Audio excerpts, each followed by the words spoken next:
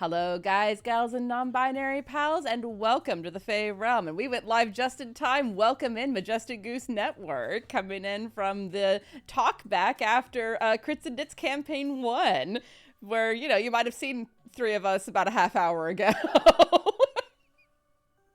Welcome, everyone. Hello. Thank you so much for being here. We are so delighted to be back after the long month of June where we were separated. We missed you all tremendously. We missed each other tremendously. So glad to be back. Sam. I realized I use your opening spiel to practice expressions, which isn't useful because everyone's also watching the rest of our faces. Uh, all right, I'm gonna spiel, and then we're gonna get into a recap. So we'll do one thing first things first here, which is my spiel. No, this music. I was startled for a second there. Uh, Imagine, if you will, a city constructed of dominoes. The dominoes are not the buildings of this city, mind you, nothing so literal, but the edifice of politics, the edifice of intrigues, traditions, and lies upon which the city is built, upon which the city balances. Few know about these dominoes undergirding the day-to-day mundanity which the denizens of the city crawl, and it is in the interest of those few to keep it that way. But wake up. Through the actions of others, the carrion shellac of corporate interests cementing those dominoes in place has been weakened. Through your actions, a domino has tipped. Hear it crash against the others. Feel the chain effect shudder throughout the city. You have just completed a mission unlike any that you've undertaken before. I am going to move the level of heat that you are experiencing to 6. Tread softly. The city awakens. Ren, why don't you tell us what happened last session? Oh. Hi, Sparkles! Welcome to my stream. We're doing a quick catch up on all the things I've been up to since the last time we met, since it was kind of a secret private thing in the moment, but it was a hell of an adventure, so let's talk about it. For reasons, my team and I went and got some scans done, some medical scans. We stuck into a high tech clinic using fake identities and some great fast talk to get through the project. We found some stuff out, and I'll talk more about that later. But first, we had to get out, and our beloved hacker set off something in the system. Through some tricks and work, we all got out of there, but then we had to get away from the clinic, and there was at least one drone that had a different idea about that. We split several directions to lose the pursuit, but unfortunately, the drone decided to follow the vehicle I was in, and we didn't have our hacker with us to do the smart things. So we did several dumb things, including jumping out of the automated car and managed to get the hell out of there. We reconvened back at a safe, undisclosed location and traded information. And at this point, Glitch, who is sitting in front of her computer doing a sit-down comfy stream with her followers, sees this, flash cross her screen as the stream glitches the fuck out. And she just kind of staring into the camera, realizing that she's no longer online. And then I found out there's about 1,000,000 nanobots in my body. The ants go marching 2 by 2. They're going to build a better you. Over to you, Sam. That's right. Where we left off, you were discussing the implications of that. I'm going to take us back to the conspiracy board on Roll20 here. We were looking over the medical scans, the data from the medical scans. Glitch is extremely healthy. It is almost certainly because of the nanobots that Glitch is extremely healthy. She will be immune to a lot of standard diseases. In game mechanics, she's immune to dying once a week to a limited degree. That's the good news. And kind of the better news? I don't know. Like, as you're looking, Eve, as you're looking over these scans, specifically vis-a-vis some of the experimentation that you were doing, the briefcase that you had with you while you were doing the scans, the briefcase that has been at the core of this entire thing since the very beginning. Uh, it seems to have activated or excited the nanobots very slightly in the parts of Glitch's body that it was nearest as you were moving it around while you were doing the scans. That seems to have had subtly different effects as it went to different parts of Glitch's body, near her arms, near her core, near her heart, near her head, as each part, as if each part was a different instrument in the same symphony. But what the effects of that briefcase moving around were so muted that it's really hard to tell what that would amount to. After all, the briefcase is still closed.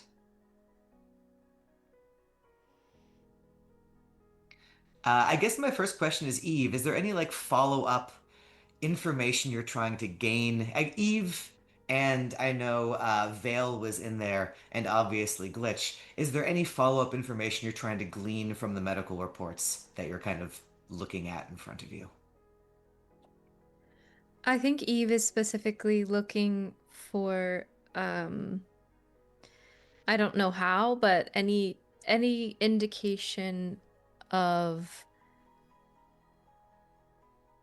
when the nanobots, like exactly when they started to activate in her system, like if there is any kind of indicator for um, they're generally keeping her healthy, but is there any uh, is it impacting her system in any other way that could potentially be mm, I don't want to say strange because everything is strange right now, but could potentially do something else that is deeply unhuman. Oh, Interesting. yeah, I can see why you're having a hard time phrasing that question, right? Here in Yeah. 2074, where is even the boundary of that, right? Glitch has cyber eyes, Glitch has Lore has a cyber arm, right? Like, and a cyber eye. Like, I deeply guess it's like unhuman. what we think of as our cognition, as our personality, as our self. So I suppose anything having to do with her brain. Mm. Sure. The answer is maybe yes and or yes but. The metaphor that's coming to you over and over again as you're looking at these readouts is like the helpful bacteria that are in your gut, right? There are bad bacteria that will kill you. There are good bacteria that we have evolved to use and that have evolved to use us. And it is as if these nanobots are like that good bacteria. Um, they are in Glitch's brain, to be sure. They are in perhaps every cell of Glitch's body. They move around a little bit, so they could perhaps be concentrated in different places, and seem to have done so when the briefcase was moving. Um, Follow-up question. yeah, Does mm, would it be possible to hold on, my question wasn't fully formed. Um, is it feasible to say that whatever is in the briefcase can in some way control the nanobots? certainly influence. Control is a Okay. strong word given the data that you have, but influence.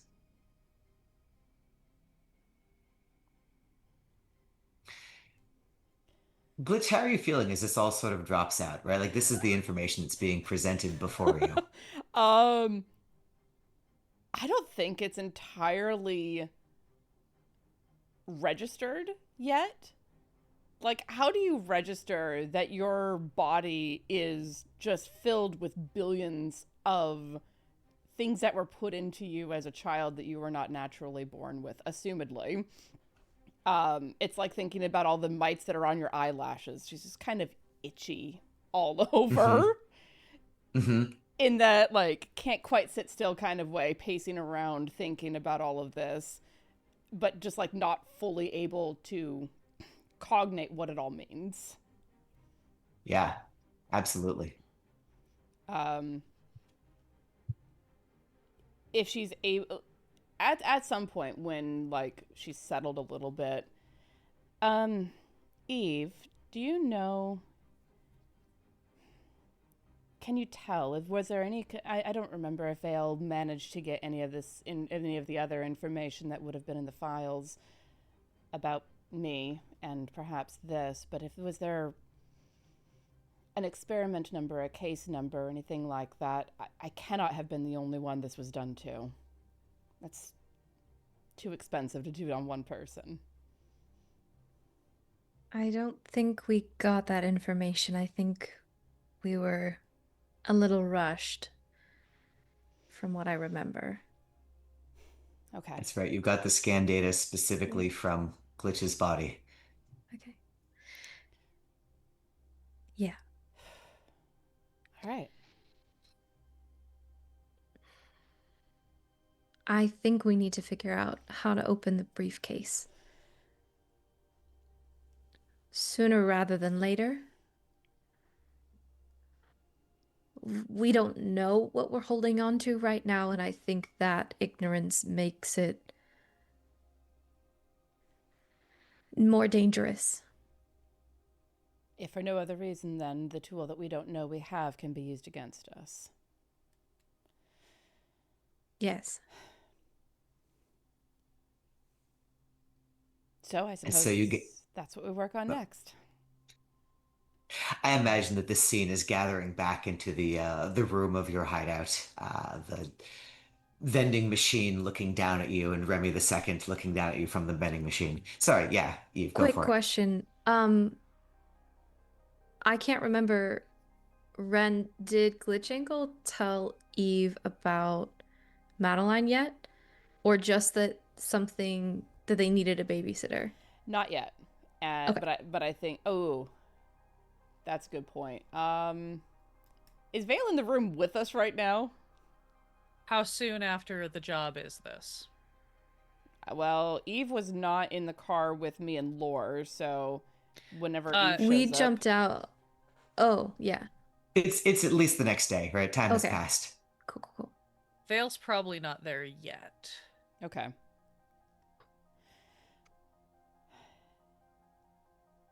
We can. I think you would all come together again. Yeah. Because Vale, you went into someone's brain. I I think you hacked into Glitch at the end of last session. did I? Yeah. Yeah. Oh, we may have already come together then. I apologize. So Yeah, then, yes, we I think didn't- everyone's within I think I just reach. forgot that like last little capper moment. Yeah. So I think I offered the jack and offered to hop in. Yeah. So then yeah, sure, I'm there. Sorry, what am I looking for? We need to get that briefcase open, whatever that means. Okay.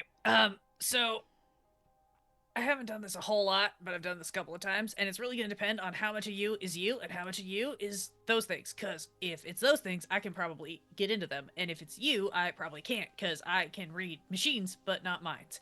But also, machines are kind of like minds in some cases, so this might get kind of weird. I don't know how this is exactly going to work. I could read into your...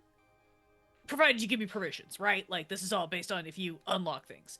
I can read into any of your cyberware that's hooked up, or you get it what I'm talking about, right? Like, I can access the programs.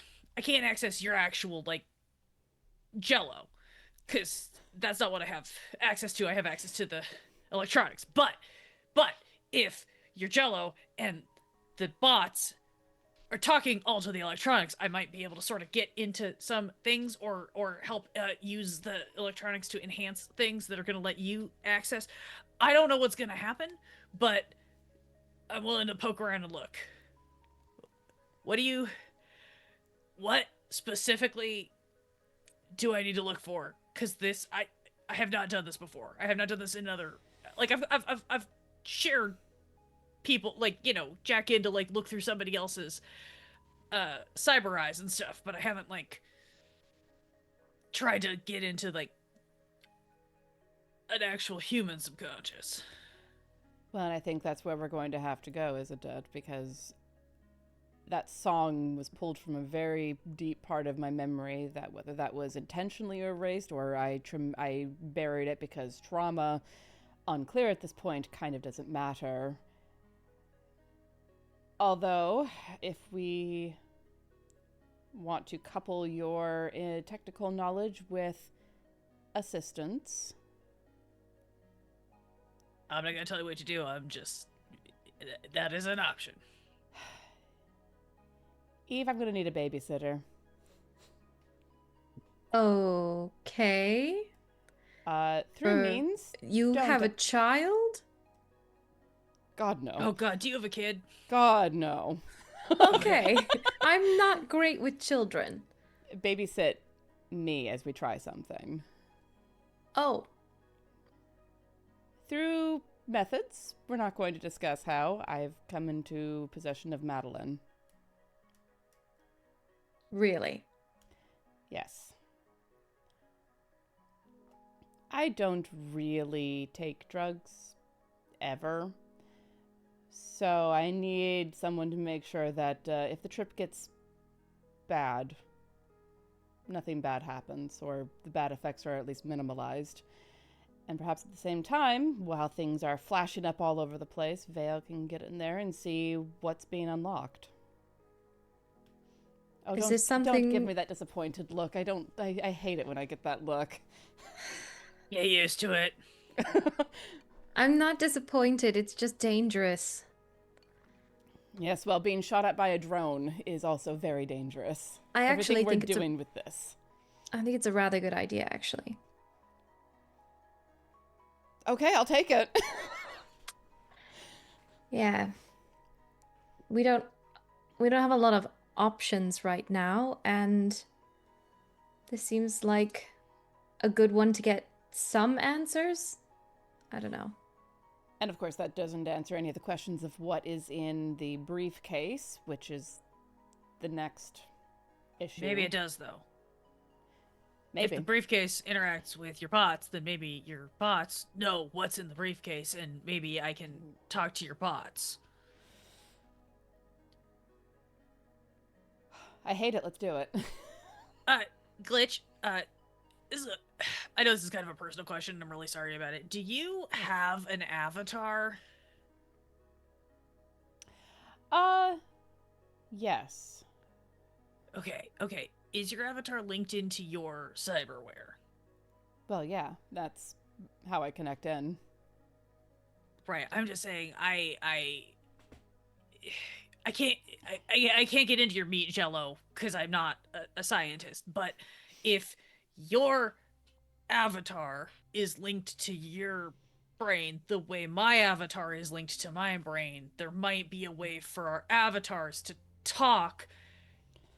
If you can sort of program yourself to be able to communicate within your cyber. I don't know if this is gonna work. This might not work. I've never done this before.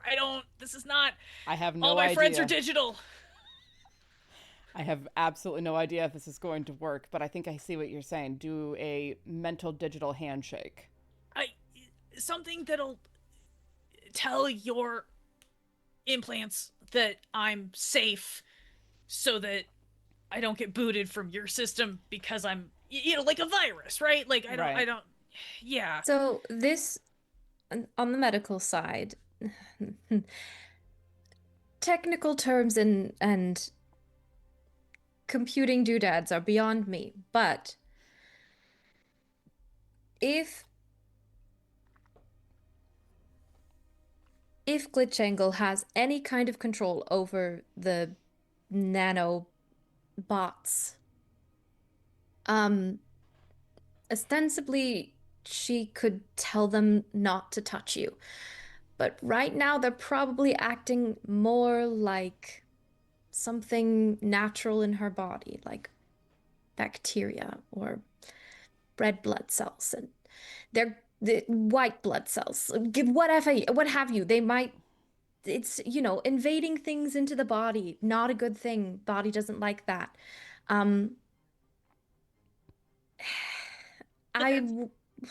Okay, sorry. I'll shut No, up now. no, no, I no, don't no, know no. anything. I don't know what I'm talking about. Do No, not, no, do but not that's shut no, up. but that's no, but that's what I'm saying is if because the bots are acting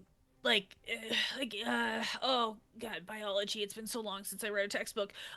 Yeah, so if the white blood cells are gonna try to Yes. defend against the virus, yes, and if Yes. the bots are acting like white blood cells, then if but they're still bots, so they still talk to the electronics. So if Glitch's avatar is the immune system, like the master immune system, and tells the white blood cells that I'm Mhm. a vaccine, not a Yes. virus, then maybe Ah, I can get in and talk to the bots the way that a vaccine would share information with white blood cells, right? Am sure, I doing this sure. right? I No, don't.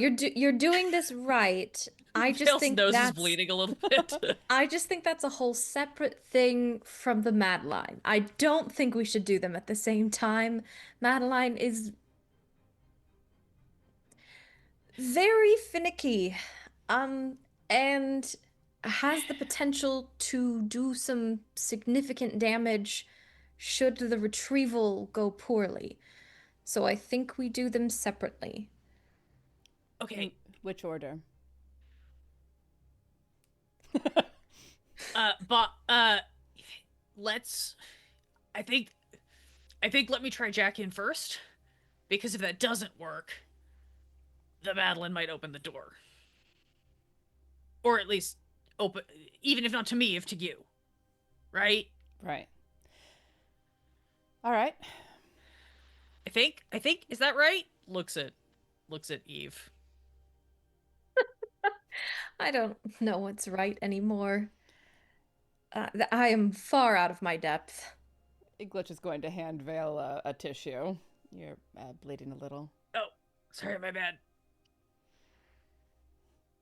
As you discuss, I want to swing the camera around. I'm curious what Abe and Lore are up to while this conversation of biology and cybernetics and nanotechnology all muddled together into a ball of yarn tries to unspool itself. We're not all in the same room though, right? You three are I all assume somewhere that they're else. cordoned off in like the kitchen, maybe like Sure. it's tight. You only have so much room in your secret base. I didn't know. Um, Sorry, I didn't know if they were in one of like the bedrooms. So I mean, they're accessible if you want to barge in, but it's also like, the experience of whichever way you want to phrase this. Like the parents are in a room talking about parent stuff and the sure. kids just don't care, or like the kids are off in a room talking about kid stuff and the parents don't care. I don't know where you would see yourself, Lore and Abe, in that metaphor. But whatever it is, they're having a conversation over there. I'm curious what the two of you are together or separately doing over here. Maybe only a day or so after the incident with the Khazra.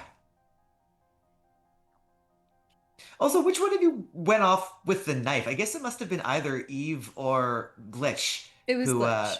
okay. Yeah, There's also that knife I flying already around. have a knife. Have you just absorbed that into your personality, Glitch, or is it like sitting on the table somewhere? Remind me about the knife. It's been a minute. It's the advanced knife that we found in the flop underneath his sweatshirt. I've almost certainly absorbed that because I actually have advanced knife training. Nice. You don't ask. So You don't yes, ask questions. I saw that face. Abe and Lore, take it away.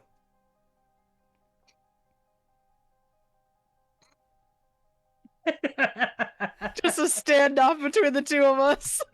I mean, Just if the staring answer is at just each like other. cleaning off your weapons and getting ready for the next thing, that's fine. I mean, it doesn't have to Yeah, be a big scene. I mean, look, right? Like, at least as far as Abe knows, uh, the lot of this group are part robot. Boss Lady is even more part robot. Abe's well out of his wheelhouse right now. So he's just, you know what he's doing? He's in the kitchen and he's sipping on a coffee that may or may not be of Irish extraction, right? And he's got Aykroyd's keys and he's just jingling them at Remy, and almost absent-mindedly he's just singing "When Johnny Comes Marching Home" because it's a catchy theme. Good Nice. lord, I wonder where he would have gotten that melody from, right? Uh-huh, uh-huh. And they'll all be gay when Johnny comes marching. I think Lore kind of like slips to the like it's probably like a little bar area thing, and she's just leaning on it going, so I mentioned maybe having a job for you, and you said as long as it wasn't killing somebody. Is that still not on the table? It's okay if it's not, I can handle it.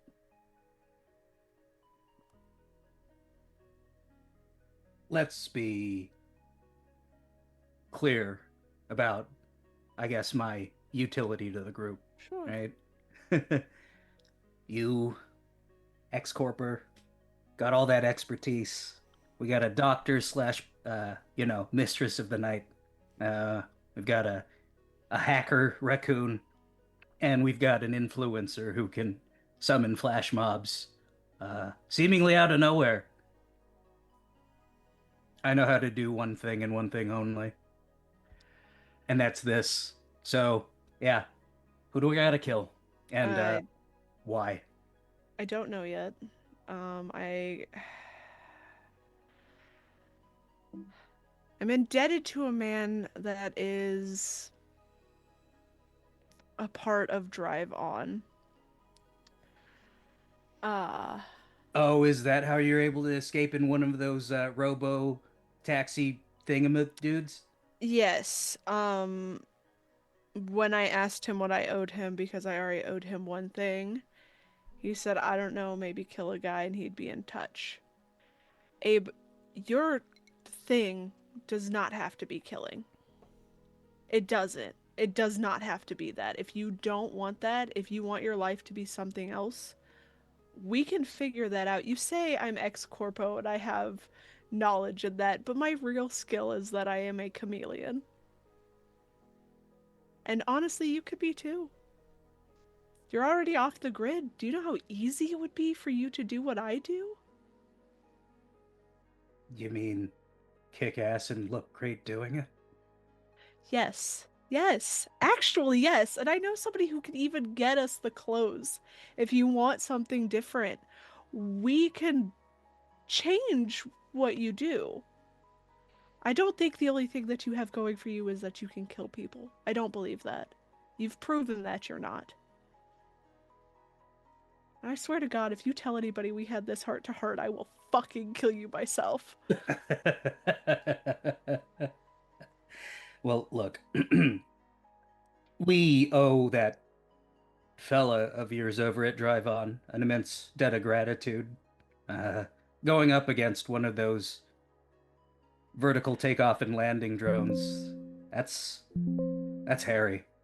So the fact that I you were able to, effect an escape through one of those robo taxis means I feel like I owe this person. And look, yeah, I don't like killing, No one does. but it's all I've done for the past 40 years or so. At the very least, can we, in the short term, consider my especial set of skills a means to an end? In this Yes. case, you getting yourself out of debt to this whomever, and for my own part, well, maybe we'll have to have another heart to heart, but Sure. I've got goals. I I don't I don't have to have you do this at all. I can do it myself. Like, I should not have brought you into this anyway. Hell, fuck, I don't even know why I'm here. This out of my comfort zone, and you just see her like gesture to the like whole safe house. I don't get close to people. Fuck, I'm not even supposed to be alive, I think. So like all of this is just it's making my skin itch at this point that there are so many people around and that assume to care about me, and I need that to not happen. I'm told that after a time and after a fashion, you get used to it. Listen, Ugh. regardless, uh, let me do this for you. Let's see who it is first. Um, Because if it is somebody that doesn't deserve it, I'm not exactly inclined to go after somebody like that, and Kyle can suck it. Okay, Kyle can suck it. Yeah. So once he contacts me to let me know, we'll do some digging and we'll see what's going on. Because Kyle's a little bit of a pushover. All I did was flirt with him and he gave me control of that car. Well, see, look, you're a person of many talents as well. Tell you what, keep me posted. I'm Yeah. gonna go ahead and head down to the old music store, aka the trash heap of history. Sure. I need to get more tunes. I found one for you, Uh, actually. Yeah. Uh, she pulls out a Bob Sager CD. A CD-ROM. It has Mhm. like that those thumbprints on it that means that it's only maybe going to work, but you've like polished it as much as possible in the way that you think will probably make it play a little bit better. The case was cracked, the art was faded. Just had Bob Sager on it. She was like, "Yeah, probably." Oh my God, my grandfather loved Bob Sager. I think I'm gonna go in my room and listen to Night Moves until I cry. I mean, thank you, You're welcome. thank you. You didn't have to. I mean, have you You been out brought. to the dump? They've got some hidden gems over there. That's where most of the stuff came from. Fantastic. Okay, well, I'll treasure it always, Okay. because I too am like a rock. Remy will leap down from his perch and follow you out of the room, Ray. Abe, he is also clearly interested in listening to this music. I think after Abe walks out, Laura just goes, "Ah, God damn it!" And she's gonna gather the uh, remaining bits of the costumes that they had and go return them to her old woman. Very good. The old woman will ask you several questions about how the costumes were used, none of which will have anything to do with how the costumes were actually used. Mm-hmm. Well, I didn't bring the Um, lingerie back, so. she will notice that. It is clear in her eyes that she has noticed that you have not brought back the lingerie. She won't make a big deal of it. She will make a very big deal of it with her eyes, but not out loud. Um, as that's happening, that's probably not the only gift that Abe will get this session, but more on that later. Um, in a different conversation, speaking of skin itching, we're back with GlitchAngle, we're back with Vale, and we're back with Eve. Uh, and Vale is about to do something which, under other circumstances, would be very intimate. The jacking into someone's mind. What's this looking like? I mean, it's still very intimate, even in these circumstances. Yeah, it's just not fun. No, none of us are going to That's enjoy right. this. All of the intimacy, none of the pleasure. That's right. Right? There it is. Sorry, I was doing a little bit of side negotiation to see if I could get enough money to do a thing. So I'm trying to decide as a GM whether you're saying side negotiation with the other players to get money or side negotiation with the audience to get boons to be able to spend on rerolls to Oh, be able to do a different thing. we haven't brought up that if you would like to throw bits to us in the chat, that does give us rerolls. No, I was negotiating with other players on the sly to see if other people had fun money to burn that they might be willing to go in with me on something for. Be aware But that we're going to have to pay rent this session. Moving into the calendar oh yeah, map, the best part of role-playing games, paying rent. But we'll Too save real. some mechanics for later. We'll do the story stuff first. yeah, this Alondra got very deep into the hacking options to see if there was anything that I could use to make this cockamamie idea work better. So I was just doing some sideline prep. I think we still go forward with this cockamamie plan as currently established, and if it doesn't work, maybe this is a continued conversation for a second try if it doesn't cause horrible results. TBD. Um Well, I'm open to 5 pages of the rules and 3 different character sheets, so yeah. yeah, I can tell Pitch you me. exactly what my plan was. But we don't have to do it right now. Yeah. Well, first things first. Yeah, tell me about. So the basic version of this, you plug your wires into the back of GlitchAngle's head. Um, is there more to it than that for stage 1 here?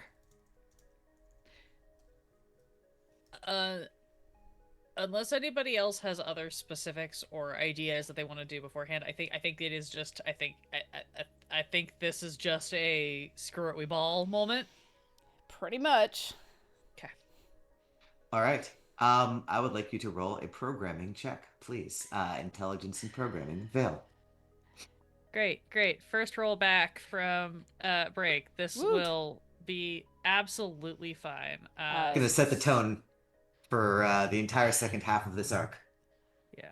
No pressure. So this is Also, if you would like to use the bites that were just handed to us from Duke Fleeg, you are welcome to do so. The Duke. I mean, it is an important role, but it also feels awfully early in the session. Yes, but Well, it's your brain. it so is if my you wanna brain, second so me- I do have a vested interest in you not fucking up. I'm pretty good at programming. So, is that a program intelligence, Sam? It is. And we're just doing so that's a 2d6 plus my modifiers. Great. Okay. Mhm. Oh, I'm pretty good at programming. You are pretty good at programming. You are good enough. Nothing will go wrong with an 8, and you will learn some things, right? So you have hacked essentially into GlitchAngle's cyberware. Glitch, what is your avatar? So this is the avatar that she uses for her personal life, not her streamer self. This is Mina's avatar. And as such, it is not as like glittery as I think Vale may have expected. It's an otter that comes like slipping up out of the code stream and kind of like pokes its little fuzzy head out, whiskers poking ahead. Raccoon Veil just like dips into the water and does that like hand washy thing and just goes, "Hey, Hi. I don't Is this often. cool? Yeah. Yes. Yeah. And Glitch will dive back under the water and into the code stream and come up with a shiny rock for Raccoon Friend. I'm hoping this will give you access. we can try." We'll hold out tiny raccoon paws and take rock and wash it in the code stream. DB, if you don't draw that moment, I will literally quit this game. You must. Yes, imagine, if you will, a stream of numbers, right? The sort of greenish code stream, the otter and the trash panda and the raccoon passing a rock of pure code between them. Vale, you can see from here, swimming up and down. You are in the cranial jack in the back of GlitchAngle's head. You can see from here the connections that will lead to the head comm through which Glitch can communicate with other people. If you all got head comms, you could all like talk in your minds together. You can see the other direction, the sensory recorder by which GlitchAngle projects your exploits out all into the world. What you cannot see is any obvious connections, the sort of connections you would usually expect connecting cyberware systems, leading to the nanobots. Like, they're not linked into these systems that have been inserted into GlitchAngle's body. Okay.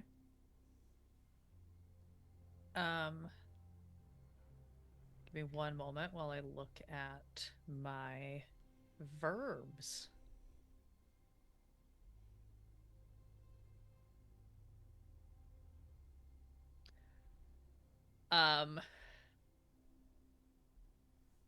Sorry, Ren. I want to do something kind of crazy. Why Yeah. are you apologizing? I love that I'm shit. in your brain. Let's You go. did take all the question mark options. You're the reason this is even happening. Yep, let's I don't need to go. apologize to you. Okay.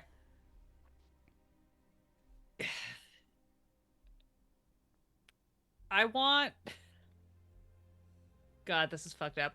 I want to try to hijack the nanobots. Uh-huh. Hijack Yeah. allows me to take remote control of a device. Absolutely. So that's what I want to try to do. I want to try to hijack. I am not sure what my subject is. I have program and data file currently loaded. I have an avatar. I have all three of those. So I'm not sure which. You get the sense. I think Vale would know the best thing to use. I don't know the best one to use. Yeah, I mean, you are in uncharted territory. Even Vale, like, this is sort of like cyberware, and this is sort of like Avatar, and this is sort of like Jello. And none of those, or at least one of those, like, in an ideal world, you would have a bespoke program nanobots, but it's sort of a chicken and egg situation where to have the information to do that, you would need to have already done it once before. Uh, so let's say that we are doing Avatar or one of the ones you have. Okay. Give me a one more program roll to try to go deeper into the parts that make up GlitchAngle. Okay. Making sure my syntax is right. So I am rolling program intelligence. Hijack. Right. Hijack is a difficulty program, so that negates one of my modifiers. So this is only going to be a +1. That is another 8. That's another 8. You try to go deeper. You try to go to where the nanobots are. And I will tell you one thing before it goes weird, Okay. which is it becomes clear to you, right? You can date the cyberware, not date the And I cyberware like a do. dating simulator. Yeah. Yeah, okay, sorry. I recognize I got myself into trouble there. You No, we're can good. I see understand. Yeah. you can see the age of the cyberware, right? You can sort of get a sense of the age of the nanobots as well. And the nanobots are much younger than the cyberware. Okay. I don't they're- like that. They are different ages. They are varying ages. Some of them are only a couple of days old. Some of them are maybe up to a year. They're self-replicating. They are white blood cells. Cool. Hate it. Cool. Great.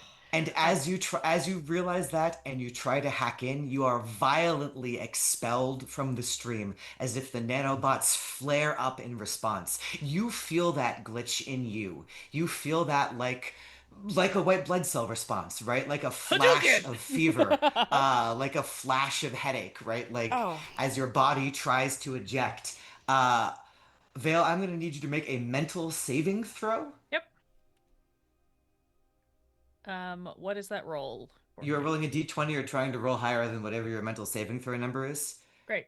Let me double check what that is real quick. Cool. Can I offer making a physical saving throw to try to make that easier for Vale?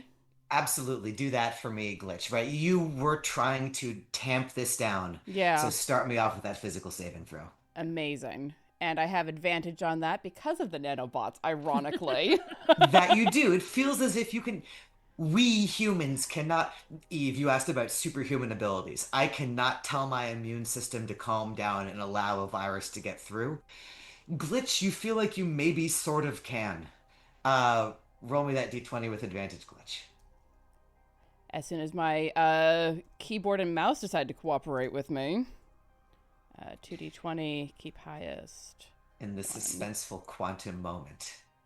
13. 13. Is that higher than your physical saving throw? That is exactly my physical saving throw. It says 13 plus, so you are able to calm it down. I will push that down the line to Vale. Vale, roll me a mental saving throw with advantage. Great.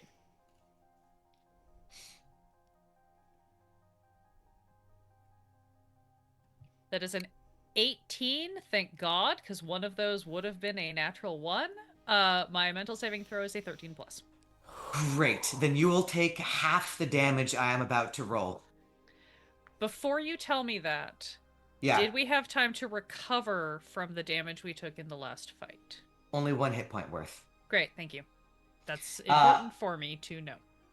I rolled low on 2d12. You will only take 2 points of damage as you are ejected from Great. Glitch's body. Eve, I presume you are babysitting this? Great. You will see as Absolutely. yeah, you will see as Vale kind of like jerks back. The wires that are connecting Vale to Glitch will jerk out of Glitch's head as Vale jerks back. And Vale, you don't really know how you got there, but you're on the ground looking up. Ow. Yeah. Okay. Can I medicine Veil? Just like Vale's gonna wave you off, and like one hand is like slapping you, and the other hand is just pointing at Glitch. Like, no, start there. I was inside there. I'm fine. Check Glitch first. okay. I will turn my attention to Glitch. How does she look? I was able to control it, kind of. I was able to tamp down a little bit to try and keep the feedback from getting too bad to Vale. I don't know how I did that, but Okay. like That's- Glitch is about this far away from just having a full-on fucking meltdown because Yeah, they're like, mhm. she's like, I have no fucking clue how I did this, but I know I did something. Okay. Okay. This is good news. As good of news as we can get right now. Just take a minute. Take a breath. Vale's I think that's enough for today. I'm just putting my foot down. No more. We're done. We're resting. We learned some information. That's enough. Alondra, you're about to say something. Vale's gonna, as this exchange is happening, is gonna kind of get up, fish around in their hoodie pocket until they find something. Walk over to GlitchAngle, drop something like into their hand. Like if they can kind of palm it into their hand, they will. If not, they won't. They'll just drop it, and is gonna leave the room. Is it drugs? It is not drugs. Okay. I mean, But you can see why I thought that, right? Oh No, yeah. that Vale only hands things to people one way, and it always looks like drugs. If Eve is distracted, I think that Glitch's hand closes tightly around whatever Vale dropped in her hand, but doesn't look at it yet. Vale's not necessarily trying to hide this from Eve, so up to you guys if it gets noticed or not. But Yeah, I think that Glitch is not like consciously trying to keep it from Eve. There was something that dropped into her hand, and her hand just closes around it automatically. Oh, Eve, give me a notice roll. Okay. How do I play this Uh, game again? Yeah, I don't know. Wisdom, Math! 2d6. Wisdom, notice, 2d6 plus wisdom plus notice. 6 plus, I think my notice is 0, and my wisdom is 1, so that's just going to be a regular old 1. How about a 10? Jeez. Oh, yeah, you see a handoff happen. Okay. Noted. Yeah. I don't think it bugs me. I think Vale does it a lot, so It's that's just like kind the of only way Vale's way. that it's the only way that they know how to pass things to people is surreptitiously. I will say for your part, Vale, from the experience you just had being kicked out, you think that these nanobots are probably virtually unhackable, if not completely unhackable. Certainly, if you were walking down the street across from GlitchAngle, unhackable. If you, even given the amount of intimate contact and permissions you had from Glitch, you don't feel like you were anywhere close. Perhaps if you had a program noun relating a subject relating to these specific nanobots, and furthermore, a lot of experience, maybe you could get in. But if they are self-replicating, you might need to have like every generation of nanobots as they turn over, like that might require a whole new program.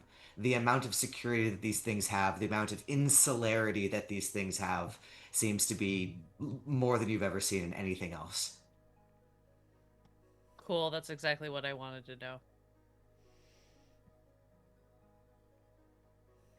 I am inclined. Yeah. I'm gonna leave the safe house, and I'm gonna go outside to where Ackroyd is parked and climb in the van and start doing some stuff on the internet. Or whatever is the equivalent of the internet for me. We call them the nets because we're cyberpunk. Um, my inclination is to now say time moves forward. Time passes. I think some people are going to be doing some side projects. Some people are waiting for a communication from a certain drive-on employee. Um, is there anything that anyone wants to accomplish here before I say time passes? I see Glitch. Once Eve stops Mother Hen fussing, which we all know is going to take at least an hour, when Glitch is by herself, she's going to look to see what Vale dropped in her hand. It is one of those, like, shaped erasers that kind of, like, has 2 or 3 parts to it that pops together that looks like a raccoon. Oh! That is so cute! Glitch will look at it and smile and slip it into her pocket. And now it has become her fidget, her worry. Like, anytime she's thinking, her hand will go into her pocket and play with that. Nice. Anything else before time marches forward? Yes, Abe. Where did we land on Abe's person of interest the last time? So if you recall, right, before they dragged him into last session, and we shot a helicopter, Abe was spending his downtime looking for a certain individual. First name Estrella, last name Aquino. Has he been able to make any headway on his search in the time since, or is it too soon since shooting Kazuraz? We have not had another period of searching. Where we left off with that was there are a lot of Aquinos and like a certain number of like I guess Aquinos. Um, whether or not any of them land on the person who you're looking for, like you've not found a verifiable like Gatter sort of hit yet. Okay. All right. It Well, will in that case- probably, yeah, more legwork will be required. Okay, Abe's just dumpster diving then. He's looking for compact discs and cassette tapes, maybe an 8-track or two. I don't fucking know. You find something called a Betamax. You're not really sure what that's about. Okay. Time passes. The clock ticks forward. The city, imagine if you will, in time lapse, lights moving through the city underneath the ubiquitous fog, neon flickering out, being replaced by new colors. It's time to pay rent. I know, get hype. Many of you maintain houses other than here. You don't have to pay rent on the safe house. If you want to move out of your house, you can. The safe house is a more stressful place to live than your normal middle class houses. So it would involve changing your lifestyle down to slum, which is less good than middle class. Yeah. Abe's already there. What if I live with my dad? Does he pay rent? Mechanically, no. Okay. The rule system does not have an answer for that question, so I'm going to say I will motivate you to keep getting money by making you pay rent. You also, those of you who have cyberware, need to pay the maintenance cycle on your cyberware. If you do not, bad things start happening to your bodies. With the wired edge, I don't for the first 2 months of the game. Oh God, we're still in the first 2 months of the game. Yes! You are correct. You're good. So for that, at least, I'm fine. Not like it super matters. I have quite a lot of money, but... I'm the same way. Shoop. Bam. Okay. I've checked paying rent off my list.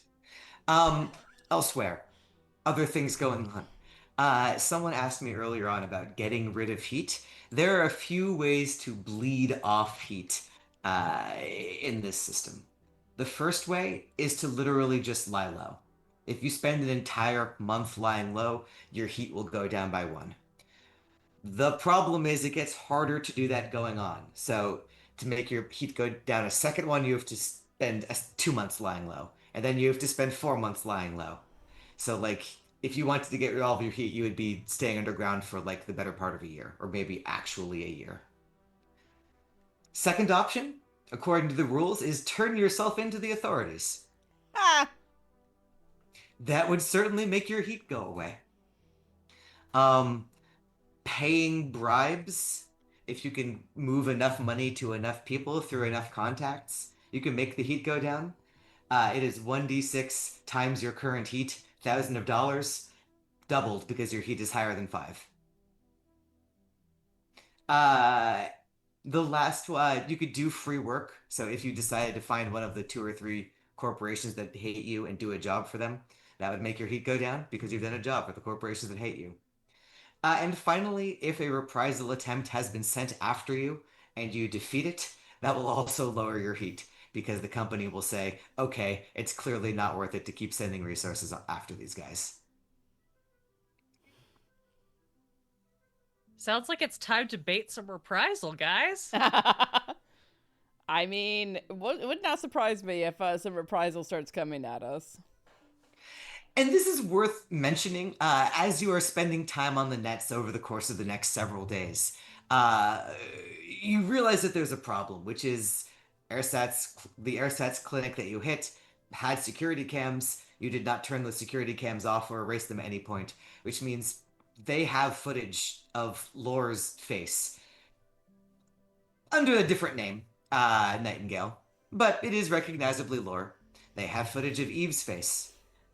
Wait, point of order. Yes. We were wearing PPE covering our faces. You were wearing masks. And, cool. and Glitch's face was all wrapped up with bandages. Glitch's face they do not have. Vale's face might be one of the worst ones. Because Vale jumped into a clinic, jumped into the helicopter part of the clinic and seduced someone.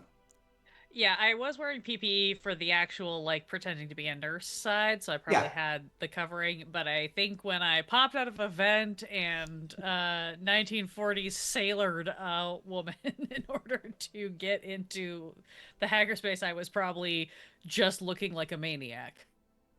If nothing else, you'll remember your lips.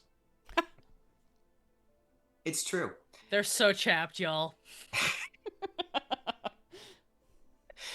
You are seeing those images with the PPE, but digitally enhanced from various angles on the internet, blasted through the nets. You are seeing that there is a dead or alive bounty for Lore, Eve, or Vale to the tune of $40,000 Z's per head. Anonymously listed, of course. And an 80,000 Z's bonus for the patient that they kidnapped from the clinic. A patient who answers to the name Annalise. I think the first time that GlitchAngle sees that, she throws something across the room real hard. She's like, I don't like my real name being out there. Does it list Lore by Lore, or does it list her by the doctor's name? It doesn't give you any names. I guess it gives Lore, your name is listed as Nightingale. The other people are listed as alleged Dr. Nightingale's accomplices. So-called Dr. Nightingale's accomplices. Your credentials were exquisite. The so-called is clearly bullshit. But it's Nightingale and accomplices, and the patient, the Gwenax. But the pictures are out there to a limited degree. I have a question, Sam. Not like you're going to get hit on the way to the grocery store, but maybe it is. The danger die rules are now in play if you start moving around. Laura, you've got a question. And you've got a face to prove it. Oh, no. Nightingale isn't real. Nightingale's not real. Can I fake her death and turn her in?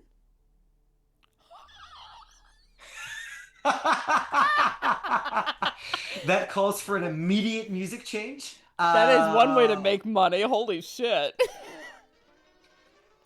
All right, Laura. What is your plan for faking Nightingale's death? Well, I think faking a death is easy. But faking also... a death is easy. Proving a death is hard. It sounds like they want a body, or ideally a person to interrogate. Sure. They said dead or alive. Stupid. Like, it's not you, Sam, but them. No, obviously. yeah. No, I didn't want that to come off as me calling you stupid. I got you. Yeah, okay. We've been going for an hour, and I've already been shocked twice. Let's go. I am a gang member. That's true. I have ties to people who probably can get me a body that could look very similar to me. Okay. Lore would have covered up anything that would have identified it being as her.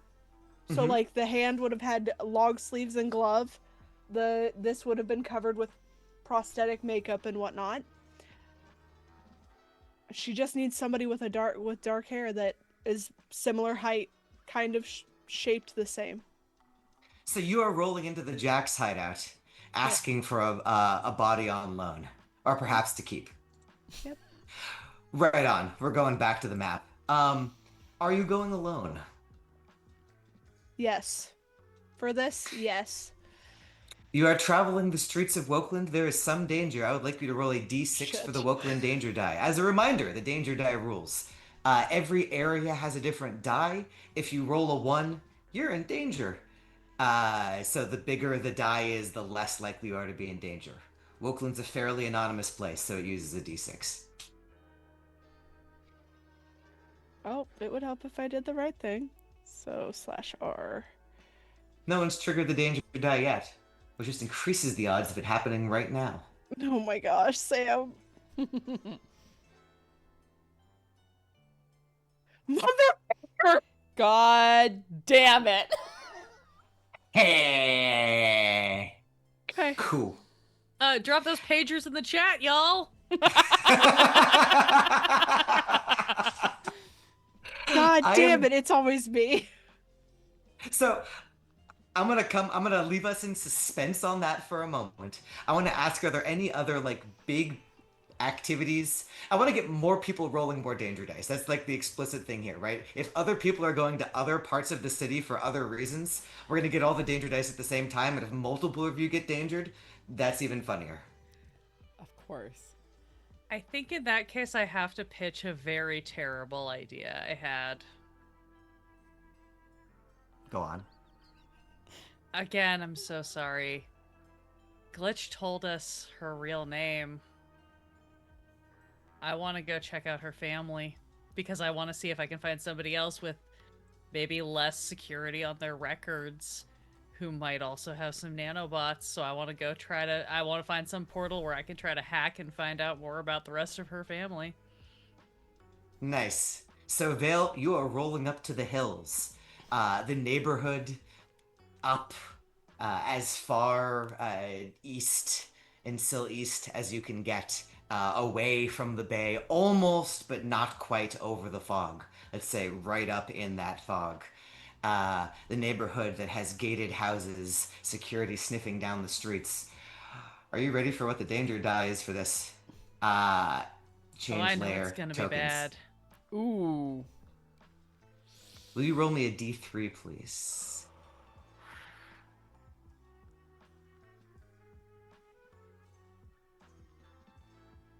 Do it for the vine. Uh-huh. That's a 1, homie. I'm rolling up to the hills in a jacked up, broke AF Winnebago. I am so not subtle. Right on. Does anyone else want to make any choices for me? Can we get 3 ones? I don't know if Glitch would go to the hills, but she does want to reach out to a very specific member of the Van Ness family. And I think I mentioned this to you in chats a month ago. I'm gonna laugh so hard if you start getting messages about, like, this weird-ass RV parked outside our house. And just be like, no, I know them, it's fine. So Glitch is calling home. Vale is going to Glitch's house. Lore is going to criminal territory. Let's do Eve and Abe. Let's get the whole scenario together. Abe, are you continuing to follow up leads on your person of interest? Yes. You don't think, like, as you are investigating more deeply, if they're around, you don't think that they've made it farther than Sill East. You don't think they're going to be in Sill Cent. They're probably in Wokeland or Deep East, somewhere in that zone. Give me a sense of how you were pounding the pavement, how you were looking for them. You've done phone books. You've sort of gotten as close as you can get just by looking at lists of names. And for lack of anything better to do, Abe is going to go to his ancestral home in Deep East. Uh-huh. Deep East is kind of like Wokeland. We know that Wokeland is sort of war-torn, but instead of armies, it's gangs fighting over the limited resources of Wokeland. Deep East is like that, except there's nothing left to fight over. Deep East is despair in the shape of a city. Uh, Apartments like hives, people living cheek by jowl, trying to eke out an existence off the meager scraps that have rolled down from the corporations, and the gangs enacting violence on each other almost out of habit, out of tradition, out of an inability to come up with any other things to do with their lives. Deep East's danger die is a D4. Oh, Would you like to no. roll it for me, Abe? I would love to roll a one. I mean,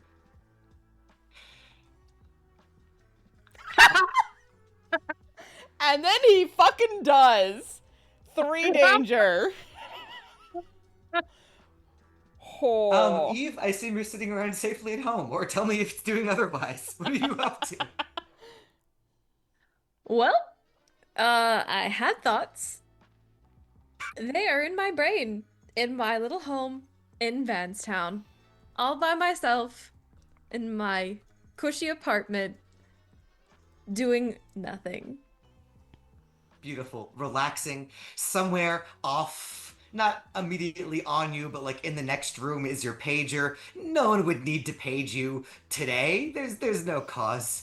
We all agreed to lay low. I trust everybody that they're going to lay low, and it's gonna be fine. It's gonna be fine. Everything's gonna be fine. Let's say, hang on, time has passed. I said the time has passed. Let's say that it's maybe like about 5 days later. We're into May. Everyone can heal 5 hit points if you would like. All of your soak comes back. All of the various things that will protect you from the 3 danger dice in a row that we just rolled will return. Um, and I want to do this scene with Glitch calling home, and then after that we'll take a break, and then after that break we will do a whole bunch of danger. Glitch, you're fine. Your friends are fine. Everything's fine. Who you're reaching out to, and what's it looking like? So I have been, for his safety and mine, not talking to my little brother Charles for pretty much the entirety since the last time I saw him face to face when I was leaving the hills. But now it's becoming kind of important, so I'm going to reach out to him. And I mean, rich kids are fucking sneaky. So we would have found a way to have communications happen between the two of us because we like each other. We're the kids who are like, our parents never really communicated with us, so we clung to each other. And so I'm going to reach out to him by the 3 steps of communication that means that I won't go through anything that our parents can see to say. That's right. You've got backdoors that have backdoors. Absolutely. Yeah, absolutely. And neither of us are good at hacking or programming or anything like that, but we had money. So we set these things up. And I want to reach out to him and say, I need to talk to you. I need information, and you're the only one who can help me get it. He'll respond. He'll say, It's good to talk to you as well. I'm glad we're having this totally normal conversation where you're not just using me for information. It feels real great to, be in your life in this totally non-transactive way. How are you? Hi, Bug. Kind of shitty. Hi, Mina. I get the sense. I've been watching your stream. Interesting crowd that you've fallen in with. Yeah, that's a good word. But they're putting their lives on the line for me, and that means a lot right now. Why? We sort of had this conversation before, but why are you putting your life on the line? They're putting their lives on the line for you. You're putting your life on the line for what exactly? You remember I told you that I found some stuff out about our family, about our parents, that I was hoping you wouldn't ever have to find out. But you know what? We're here, and you're gonna have to find out in order for me to ask a favor.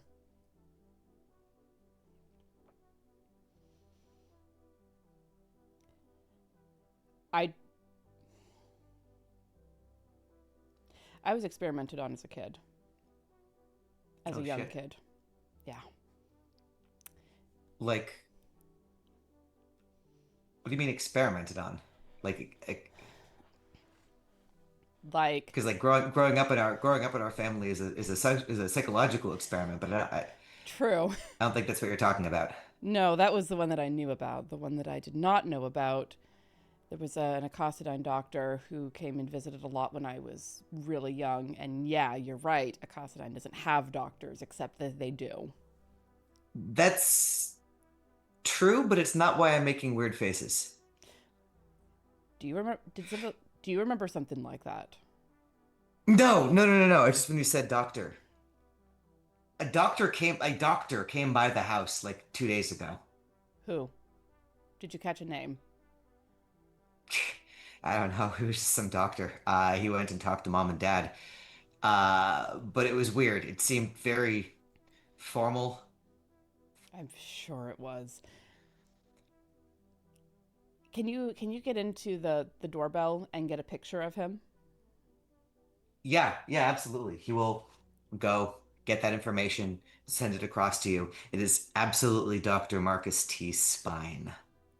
I'm going to save that photo to show later and be like, well, I'm not surprised. I have nanobots in me. Is that like a okay? Not like because That's like, I what can imagine that being like a code name for like some kind of cool drug that we're too rich to know about. But Are we? Are we too rich to know about drugs, brother dear? I, I don't know what you do with your life. Not that. I don't know. You left. You're living with the people now, whatever that means. Uh, I I don't do drugs. Obviously, I drink 100-year-old wines when the occasion calls for it. I very occasionally drink a like crask coffee rather than like the good stuff if I want to feel like a person. No, I You know they mean, declared. I'm sorry. You know they declared you dead, right? mom and dad. Yeah, When? when you left. Well, the name Annalise is being tossed around the interwebs, so someone's going to have to admit that I'm not dead. That sounds more awkward for mom and dad than it does for you. A little bit, yeah, because I'm not. I go by GlitchAngle now. You're the only one who's allowed to call me anything else. Uh, he'll shrug. Well, um, if I mean they you left, uh, people don't leave. Mom and dad said that you died in a boating accident. I hate boats. They know that. Come on. He'll shrug. I guess that's an easy way to make a justification why there's no body and a very small family funeral that never actually happened. I'm half convinced that they've convinced themselves that you're dead. They don't talk about you anymore. They don't. I mean, if they think about you anymore, they don't think about you to me. Um, it's weird here. They treat me like he'll let that trail off. Well, you're the heir now. God help you. Yeah, I was happier being the spare. Yeah.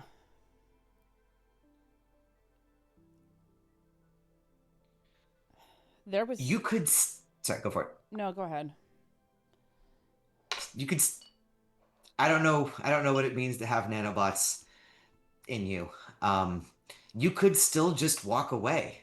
couldn't you?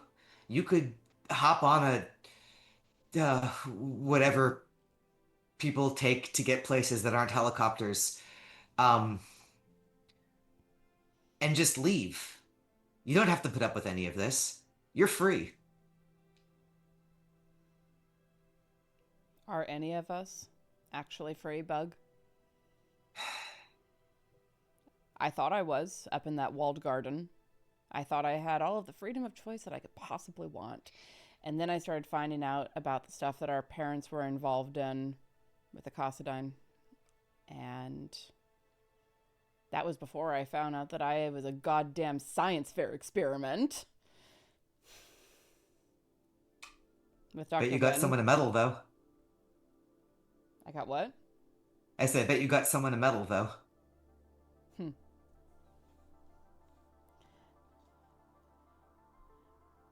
There were records in Mom and Dad's office. I was able to get some, to take some of them with me, but some of them could not be copied, and I was in too much of a rush. I couldn't take pictures. I'm not going to tell you that you have to do this, because I know that this could be dangerous. But I'm going to ask that if you can, finding out about the experiment that I was in part of was done to me by Dr. Wen is going to help a lot, because I can't walk away at this point. At this point, the only way that this ends is if I find out the truth and bring down some dominoes, or I get shot. Well, I'm gonna hope that it's dominoes then. Out of those two options, that sounds less terrible. Um, but, point of order. I watched on the stream. You did get shot. And you came through the other side of that. Yeah, get shot more. Get shot in a way that you don't come back from. There are people looking for us. There are people who want my friends dead and want me as their fucking science experiment back under the microscope. Well, I'm not gonna pretend that I didn't actually flirt with getting in that room after you left before now. It's been under lockdown since you died. I imagine it's actually under even more lockdown now that you're back alive in their minds, in the minds of whoever they're talking to. It's secure. I don't know that I have the sort of expertise. I would love to help. You could visit.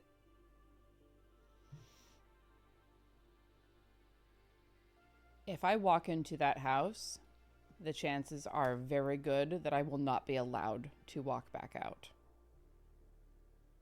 You could visit in disguise.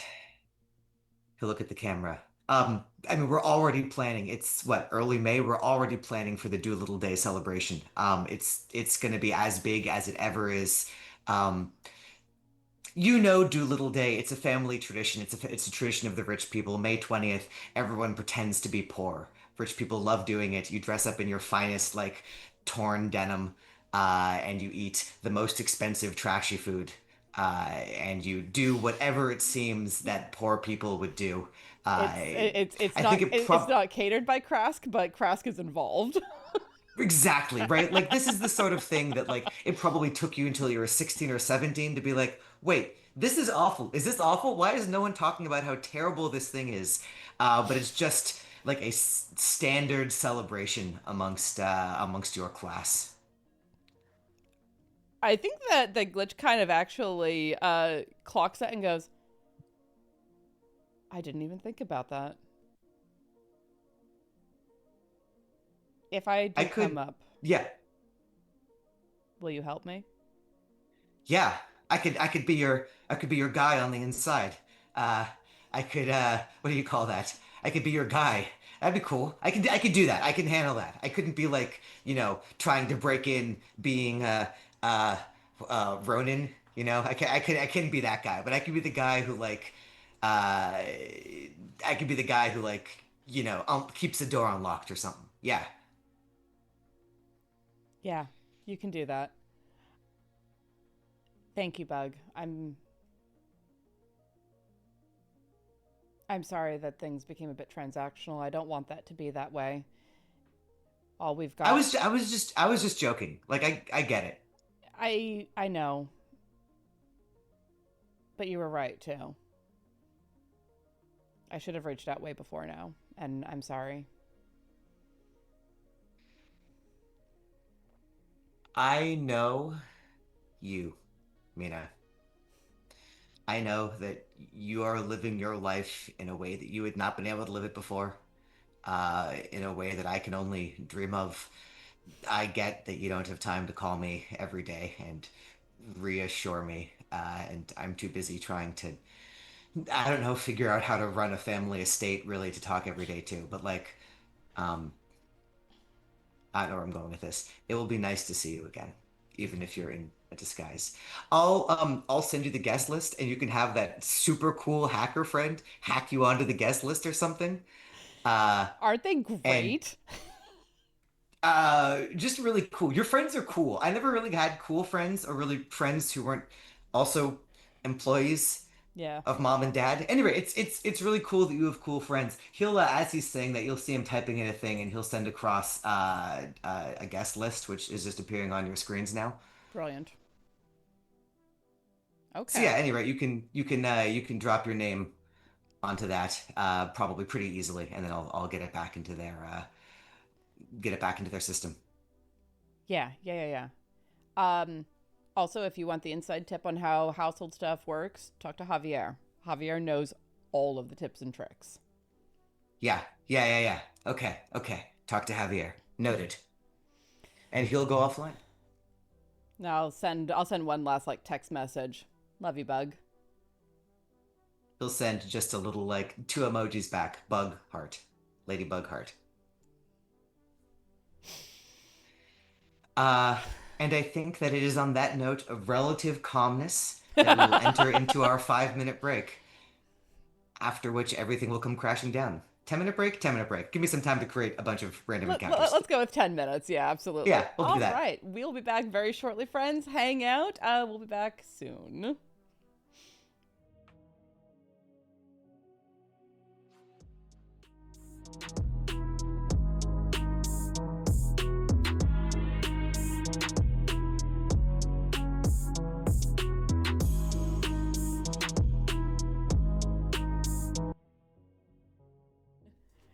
So Dr. Wynn's gonna be there, and I'm gonna set everything on fire, is what I'm hearing out of this. That was me directly when we went into break. I was like, wait, I recognize a name on this list, and it looks like the chat also picked up on it. Thank you, J Random Geek. Right on. So, with that realization, the time for role playing is over. Now is the time for violence. We turn our attention to lore. Lore. You. We're going to the headquarters of the Jacks. We've seen this before on the shores of the bay and the western edge of Wokeland. You can see stretched out before you the metallic edifices, the metallic constructions of the cranes that lift the crates from the boats, from the ships in the bay, and deposit them on the shore. The great machinery that powers the economy of this land. Underneath there is an area that used to be, if you were to believe people like Abe, a sort of up and coming part of town. A square with nice little restaurants and shops, luxury estates, apartments. All of that's gone now. That's in the past. Much of that got destroyed as the place became independent, as it became the free state of Silicon. Now it's ruins and warehouses and gangland. What once was Jack London Square is now home to the Jacks. It is to that place that you are going. It is to that warehouse that you know so well that you enter. Lore, can you immediately start things off with a wisdom notice roll? I guess. Um, Wisdom. I should really be. Oh, good. My notice. Okay, well, it's not nothing. So, okay.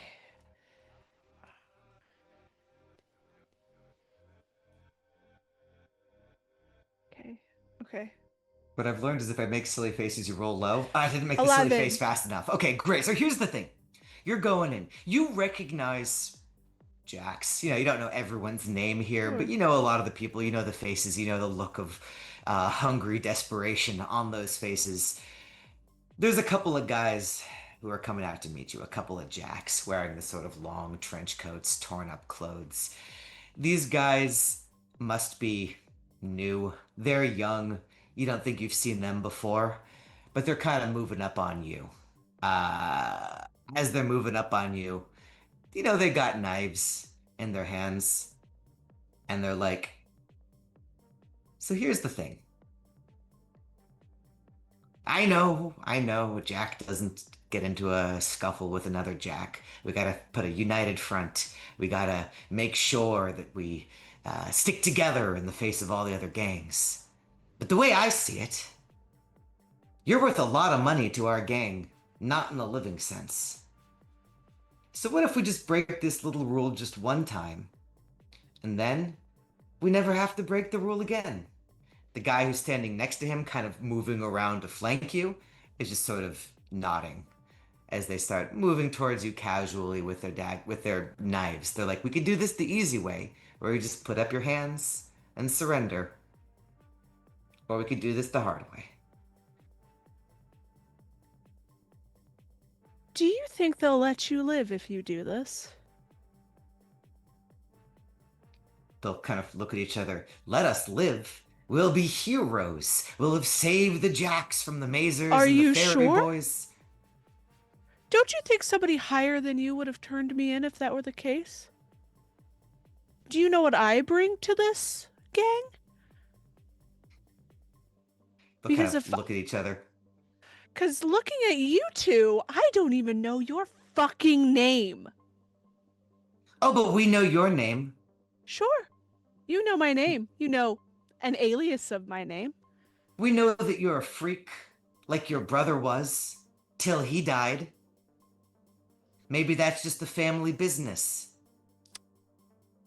There's going to be a quick text sent off to Heinrich when they mention her brother Uh-huh. that says, "I am being accosted outside the warehouse. If you want these fuckers to live, you better come out here and get them." You're gonna get a chance that says a text that says, "Oh shit," and you're gonna get a text that says, "Can you stall?" I'm not They close. Great. They might end up dead by the time you get here. I'll just put no. I don't even say that. I just put in. I say Kieran. Uh-huh. Uh-huh. Uh-huh. He'll be like, he won't respond. You can tell that you can Good. imagine him from wherever he is, not waiting for a drive on, but just trying to like dead sprint to the headquarters. These two guys are still moving in. They're kind of like tossing their knife from hand to hand, right? They think they've got this under control. Spoiler alert, they don't have this under control, but they're too dumb to realize it yet. Oh, you think I'm a freak? What exactly have you heard about me? What exactly have you heard about Kieran? Well, he was a fucking freak. He did what we've heard about both. The other guy will talk for the first time, and he'll just say one word: death wish. Do you think fucking with somebody who has a death wish is the best idea? As Somebody you who are... has nothing to lose? Okay, that face tells me we need to roll dice. What the fuck's intimidate called in this game? I don't know. I mean, it's probably just some version of talk. You want to give me a charisma talk roll? Okay. Can I be intimidating at all? Can I get like my face was so creepy you give me advantage? Your face was creepy enough that I'm setting the difficulty low. Great, that works too, Sam. I appreciate you. I'm just trying over here. I don't No, want no, this it's to good. fail me. It's your face versus 40,000 Z's, right? Like Sure. that's the cost benefit analysis right here. Wanted to make sure I had the right plus, so Yeah, yeah. 6.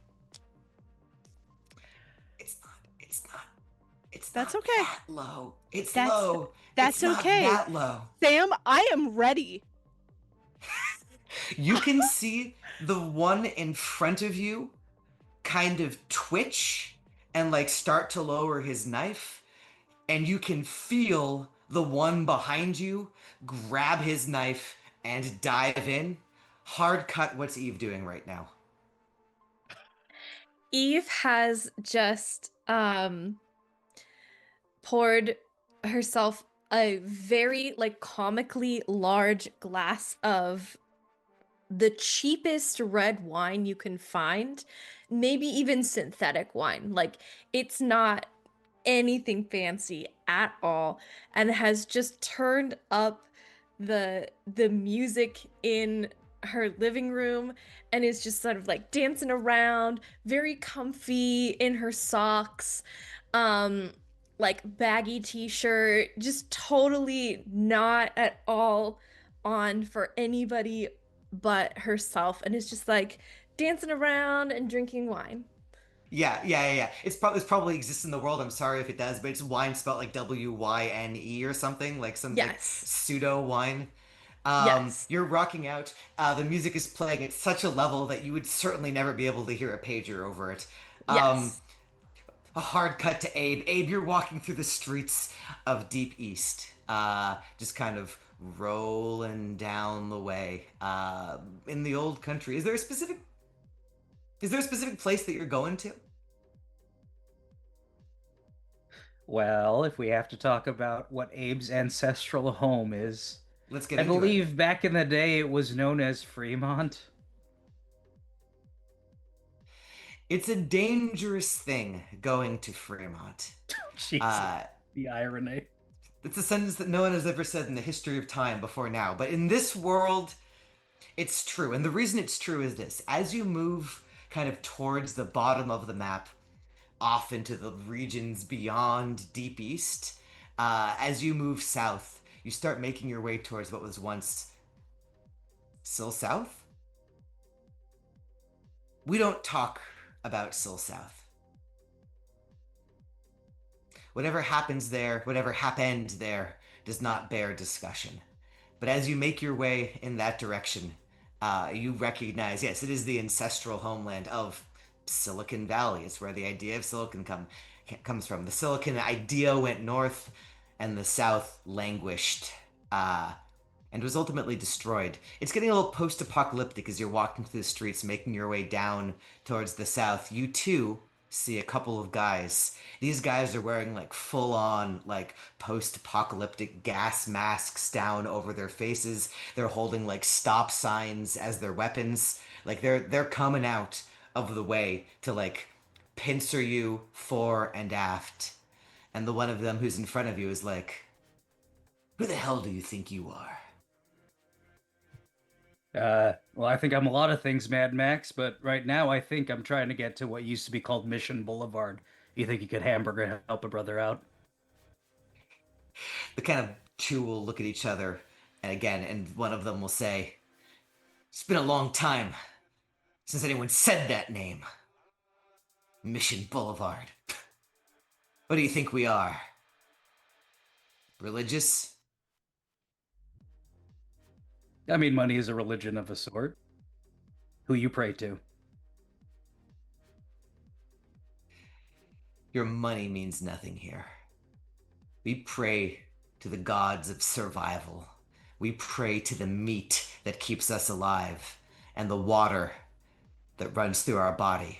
We pray to the blood that drips down the faces of our enemies who stand in our way. All right. Well, do me a favor. When I send you past the pearly gates and you meet God herself, tell her I'm coming. And then he draws his pistol. Nice. What's Eve doing right now?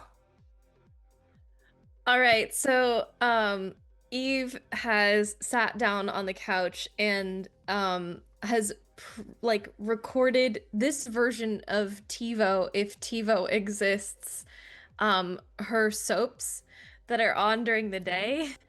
Um and usually she's around to watch them, like she works mostly at night, but lately that hasn't happened. So she's sitting there with a box of tissues and just like full on sobbing, but he loves you.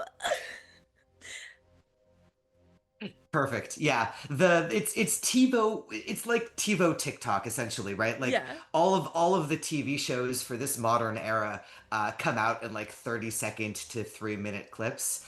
But if you let them pool long enough, you can sort of assemble them into long enough episodes that it's actually worth watching them. And you're just like flicking through, scrolling through, the tears rolling down your face, the abandoned bottle of wine, like, empty on the ground as you start moving towards the second one. Meanwhile, Vale, you're in the hills. Tell me about what you're doing as you're approaching the Van Ness household. Vale hasn't been to the hills in a very long time. I think Vale as a child probably maybe was here once or twice because of Dad's job. Never like in a house, don't get me wrong. Dad was blue collar, but like, familiar enough with the area that it's not totally alien. And so I think Vale rolls up to what they were able to find as the address of the Van Ness household.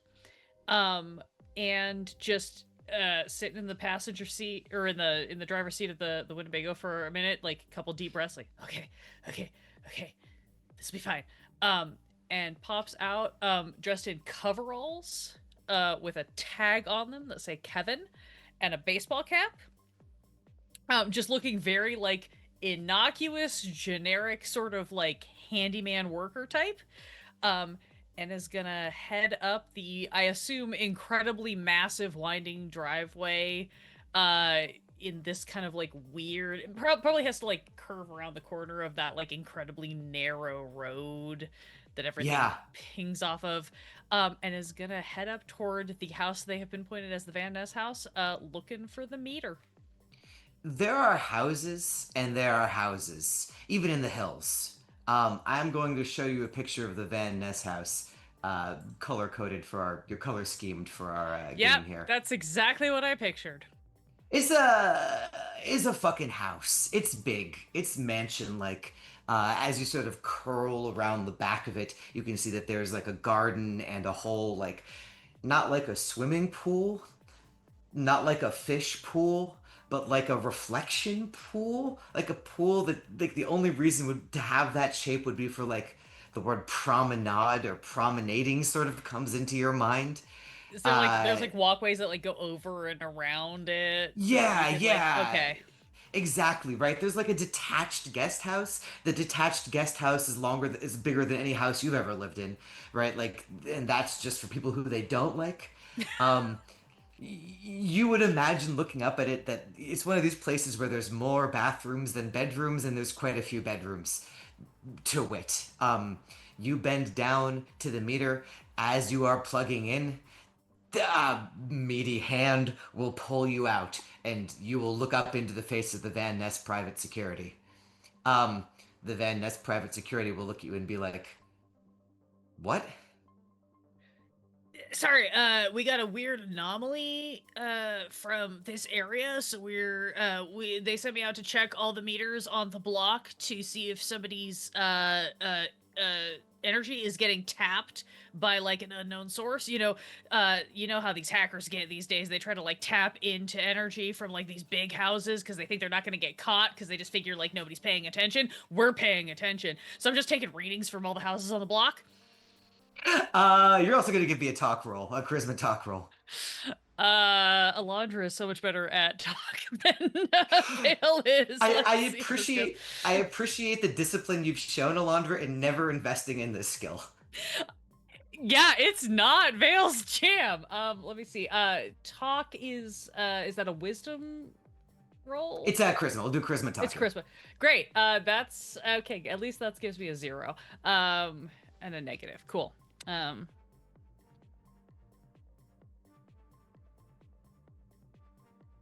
that's a 2.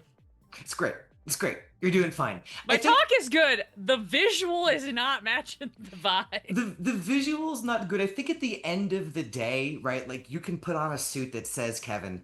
You can have a good story. Your hacker deck, or you're like the deck, the wires that you have, like you're gonna look like a hacker. Unless you've done something like really serious not to. I mean, I also look like a frickin' junkie. Like the dark circles Right. and the coke nose don't go away. Right, exactly. There's no amount of makeup that can cover that up. So unless you try to escape this, he is going to just, without talking much more about it, like say, listen, he's still got a hand on your shoulder. He's like, you're coming with me. We're gonna talk to the boss. We'll get this sorted out. Yeah, right. And he's got like a hand resting on your back, and he's walking you towards the back door of the house. He's taking me inside. I'm not gonna resist. Okay. He's gonna roll you around the building. As he does, you can't see him radioing in. It's clear he's got a mind jack. He'll do the tilt of the head that Yeah. you don't actually need to do to communicate with other people, but everyone just kind of does it out of habit. As he does, it turns out that danger comes in twos. As he does, a second security guard will fall into lockstep behind him. The two of you will go around, past the reflection pool. Interrupt me if you want to stop this at any point. Up the back patio, through the back door. You're being led through a kitchen. Okay. You can see a couple of cooks hard at work preparing the evening meal.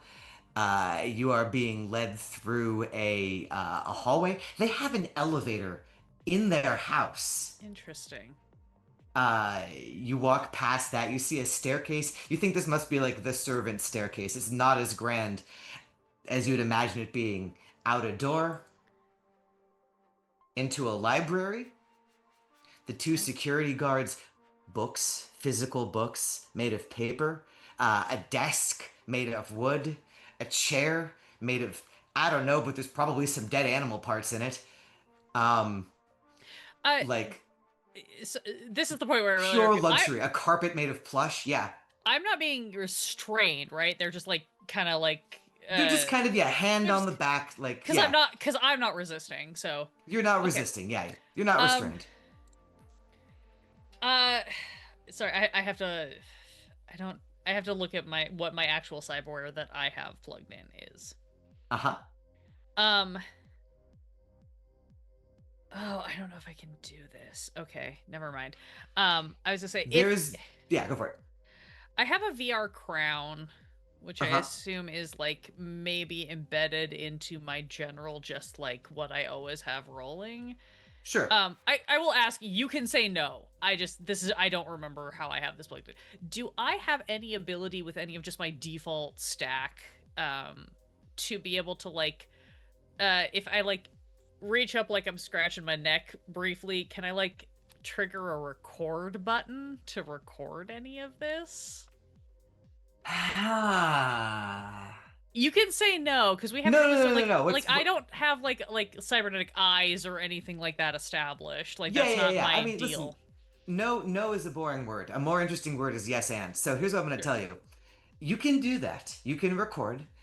You would know that it's like if they've got scramblers, they can't have scramblers in their house. Like this isn't a high they can corporate sort of building. If they've got scramblers, that might mess it up. The thing, the load bearing moment here is to be able to turn that on subtly without anyone noticing is going to be some kind of die roll. I'm not gonna be so punishing as to mandate as a dexterity roll, but I would love for you to pitch me a skill and stat combo to just real smoothly Yeah. switch on a recorder. I'm gonna be even because we all know that thanks to my drug use, my dex is bad, and also thanks to fun rolls at the beginning of the game, my dex is bad, which we have rolled into it being because my drug use. Could I use, if you'd allow, I would love to use intelligence, Okay. because I do have good intelligence, and I will prefer sneak, which I have a flat in. Yeah. That makes sense. Intelligence sneak. I buy it. Okay. You're aiming for an 8. Aiming for an 8. Great. That's gonna give me, the intelligence will give me a +1. Mm-hmm. I know the chat is gonna tell me to ask for the bites. I don't think it's worth it at this point, so I'm not gonna take them. I'm just gonna roll this as is. That's an 11. That's an 11. You reach up, and in one of the few unambiguously good rolls of this game, you reach up, you switch it on, you start recording. Glitch, and by which I mean to say Ren, I don't remember if you had established a name for your mother. I have not. All right, she's about to get one. Let's call her. Mostly because I only gave you the name of the person that she actually cares about in the family. Yeah, fair enough. You would have been able to have this information veil in the same way that you had the information about where they lived. It is a very public-facing family. I looked up a newspaper. It was fine. You are talking to Zarina Van Ness. There's no reason why her plush chair should be able to do this, but she'll turn her chair around. Over her is something that looks like a boar head, but with like too many tusks. Mm. And she'll lean forward over her steepled fingers and say, "Well, what have we here? A young person." Sorry, are you not used to? I know. Like normally they send out like experienced technicians for this sort of thing, but like, we're kind of short-staffed because of the. Did you hear about the thing that happened at the hospital? Like shit got wild, so we're doing a lot of like revamp of the tech. Her smile will falter a little bit as you mention the hospital, but she'll plaster it right back onto her face. You have never seen Vale someone who has gotten so much beauty out of a jar. This is someone who has created their entire face and persona to meet some sort of standards that you don't even really know what those standards are. She looks maybe even subtly alien to you, though also there is some like clearly recognizable like GlitchAngle DNA. Like she is clearly GlitchAngle's like biological mother that you are talking to. She will say, "Oh, honey, I don't think you understand.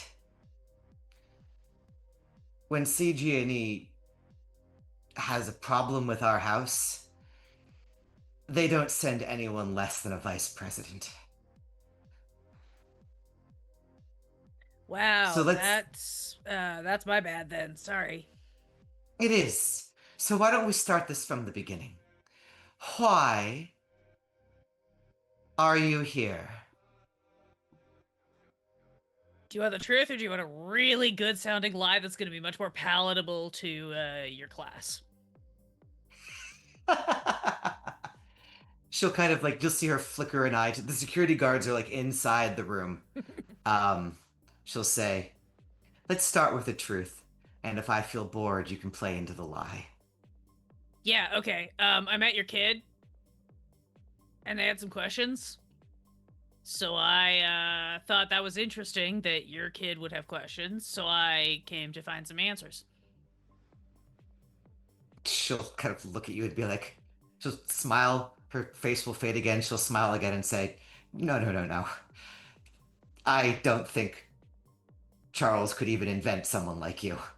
In his wildest imaginations. There is no way that you've met our kid. Oh, Charles, is that his name? Good to know. No, I was talking about the other one. There's at least one other one, right? There, like people like you. I assume there's usually like 4 or 5. My parents only had 3. One of us didn't make it, so there's only like 2 of us now. But like it's a whole thing. How many did you have total? How many are still around? If we had another child, Huh? you would perhaps be willing to tell me where that other child is at present.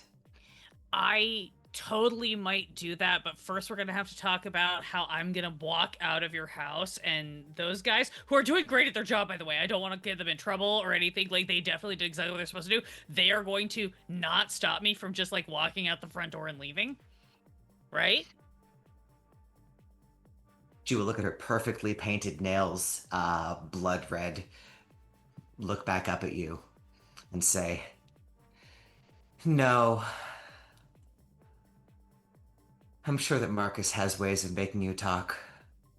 That's really cute that you think he can try if he wants, but I'm gonna guarantee you, lady, like I can forget more than you've ever known in like 30 seconds.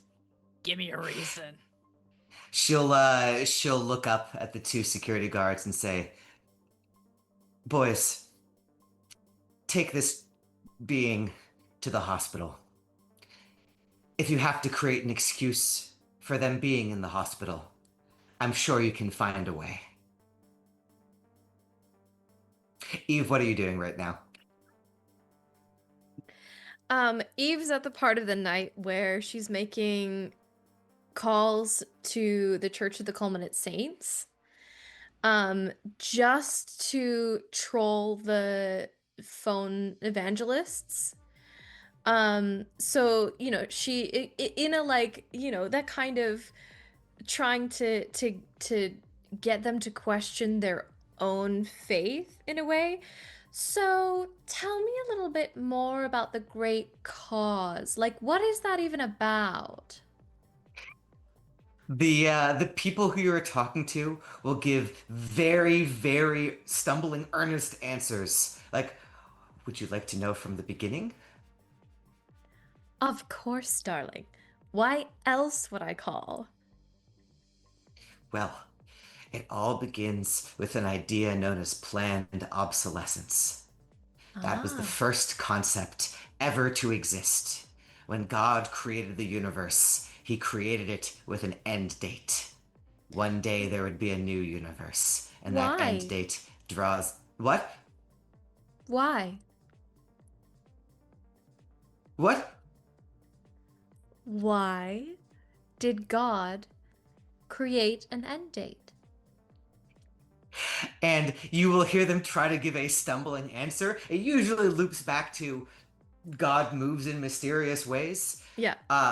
But who else is going to move in mysterious ways is the rest of the party, because I need 3 separate initiative rolls to happen for everyone who is getting into something kind of tricky right now. It's getting messy. Can you remind me how to do that?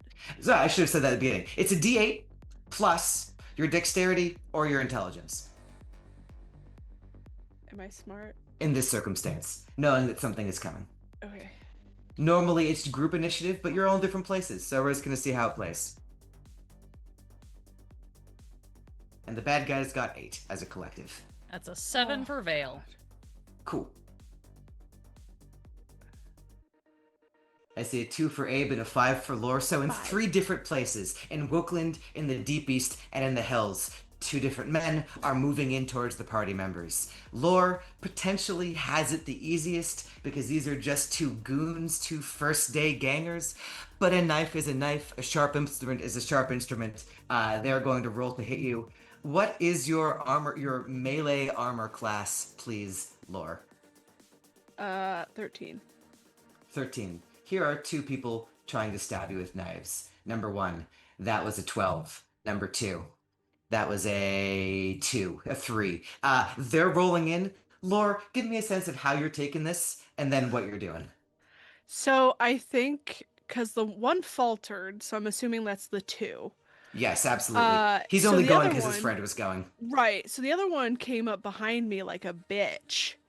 So I think what happens is I spin and like it glances off the metal arm, and then as I spin, I punch this other guy in the face. Like Nice. full like rotation. Just follow through all the way. I've never been punched in the face with a metal arm. I imagine it hurts considerably. Before you do that, Sure. recall that in this game, unless you are wearing pretty significant armor, even a miss in melee combat does a little bit of damage. Okay. That's why it's worth it to hit people with swords rather than just shoot everyone. So I would like you to take 2 points of damage as both of them miss. If you've got armor that has soak, the armor will take that in its soak before it starts going through to you. I only have 1 soak, so hooray. Okay. Right, so it will eat through your, cool leather vest or whatever you're wearing? My long coat, yeah. How do I change my hit points, Sam? I You found do it it. on the combat page, yeah. Yeah, thank you. Okay, yeah. And then I punch a bitch. Alright, give me please a punch a bitch check, which is a d20. Before I do this, do we want me Yeah. to roll a, with advantage or no? I don't think so, because if mine are the easiest ones. Yeah, I'm not doing it. We can visually tell. Obviously, Laura, you wouldn't know, but as a group, we can tell that your guys are pretty low level, Abe's Sure. guys are pretty mid level, and Vale's guys are pretty high level. Sure. In what might be the exact opposite stack of your melee combat skills. Okay. Then yeah, I'm not gonna worry about it. I'll just take whatever damage I get. All right, 20. cool. Fuck this It's man not up. a crit, but it's definitely a 20. Does your arm have a trauma die attached? So a trauma die attached to it. It says yes, it's a D8. Could you roll me a d8, please? If you roll a 6, 7, or 8, that's where the crit happens. Okay. Cool. 7. That's the crit. Okay, we're in Money Town here, right? So here's what happens. You're gonna roll your damage. You're gonna multiply it by whatever your trauma multiplier is. I assume it's ×2. Yes. Cool. So.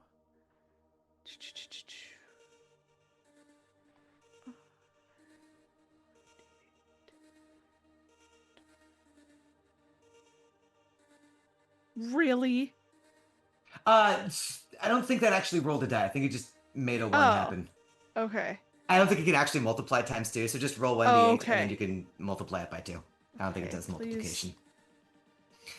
The arm arcs 16. towards him. You're not pulling this punch. No. Okay. What happens now? When I was in college, there was a tradition around Halloween. And that tradition involved dropping a pumpkin off the top of the tallest building in UCSD. Ray knows it. If you've ever seen a pumpkin fall off 8 stories of a building, that's what you've just done to this guy's head. How does Laura feel about that? I don't think Lore is in the right mind to care. I think she is Yeah. too angry. And as she like pulls her arm back, she's just like looking over her shoulder, ready to go at this other guy. Yeah, the other guy's eyes go wide as the first guy's face goes even wider. We're gonna turn it over to Abe. Abe, 2 guys are coming at you. They've got bigger weapons than knives. They've got bludgeons. They've got clubs in hand. These aren't advanced clubs. If they connect, they'll do a little bit of damage. What is your armor class? You're on mute, so if you're talking, I'm not hearing it. 16. Oh, wait, 16. melee? Melee armor class, yeah. 14. Dice say that's a hit. Dice say that's a miss. One of them hits. We've got a club. Not an advanced club, just a normal club. Normal club does a D. Sorry, I'm flipping between a couple of pages here. Normal club does, I think, a D8, but I want to double check what the trauma die is too. What kind of armor are you wearing? Is your trauma rating higher than 6? Ooh. Trauma target mod +1. That's what I'm talking. Okay. So we are looking at a club. A big club rolls a D8 for trauma.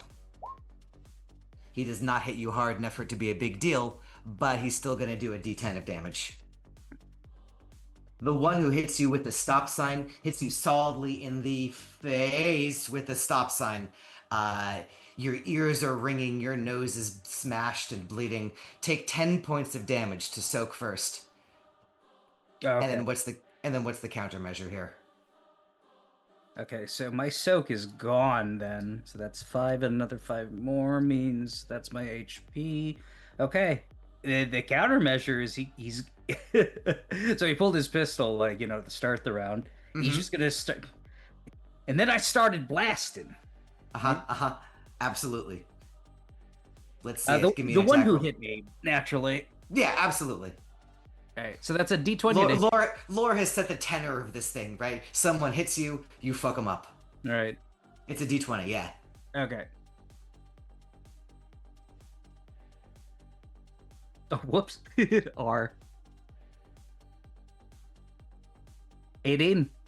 Plus, I mean, yeah. You're there. You're super there. You shoot him. Give me the trauma die. Alright, so my Their trauma. armor is not good enough to make their trauma target high. Alright, my trauma die is a 1d6. It's just a little pistol. Just a little pistol. Ah, it's a 1. So, normal hit. Give me the normal damage. Alright. 1d8 plus 1? Whatever. Yeah, if it says that, then I believe it. Alright. Because I made those character sheets. Fuck me, it's a 2. Yeah, what's happening? He's right in front of you. Why aren't you shooting him in the face? Abe, what's going on? I think Abe's ears are still ringing from the full stop sign in the face. Mm-hmm. Right? So Mhm.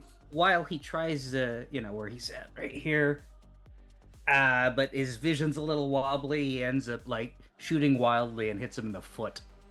Yeah, you got him in the foot. He's taken that damage. He's obviously still going. You will also take one point of shock from the club that missed you as well. Oh, okay. How does shock work? Shock is it's still damage. It's the damage from missing with a melee weapon. Right? So the second guy didn't hit you, but he'll still do a little hair of damage there. Okie doke. And again, let me double check to make sure I'm not lying about how much. I'm sorry, this is a big club. It does 2 points of shock damage. For what it's worth. Got it. How you looking, Abe? Abe's okay. So apparently, for whatever reason, the big stop sign just totally fucked up with all of Abe's like armor as far as Soak is concerned. He's not doing well. Abe's ears are ringing. His vision's blurry. He might be concussed at this point. Meanwhile, Vale, the 2 security guards who are between you and the door, will kind of do a motion like this, and clubs will, it's as if a quarter has grown into a club in their hand. They've both got them. They're both moving in on you. They are attacking. I am rolling dice. What's your armor class? What's your melee armor class? Bad. I believe my armor class is jack shit. Yep. It's a 10. I am wearing a handyman's jumpsuit. Yep. Building right up the line. Yeah, alright. So, Yeah. again, the person who's most competent is in the easiest combat. Vale is good at a number of things. So many things. And you are recording all of this subtly. That is the one silver lining on the world of pain that is crashing down on you as these 2 advanced clubs will hit you for non-lethal damage. No, but it might take out my ability to make my next move. So, we'll see. It's just 6 on 2d8. 6 in total? 6 in total. Okay. Because they're attacking non-lethally, they do not get to roll their trauma dice. They actually don't want to kill you. So you are just taking 6 total damage. I assume you are still more or less on your feet, Vale. I wasn't fully up to speed from the last fight where I took a lot of damage. So I was already hurt. I'm still up, but I'm worse off than I could be. What would you like to do? Vale, I get hit with these clubs, right? So Vale's gonna drop to the floor, Mm-hmm. and if I will be allowed, I would like to. This is a little bit of flavor because we haven't. Again, this is a pulling on a thing that we have kind of half established. Okay. I would like to drop to the floor, and Vale would like to pop into their little Altoid tin of fun things.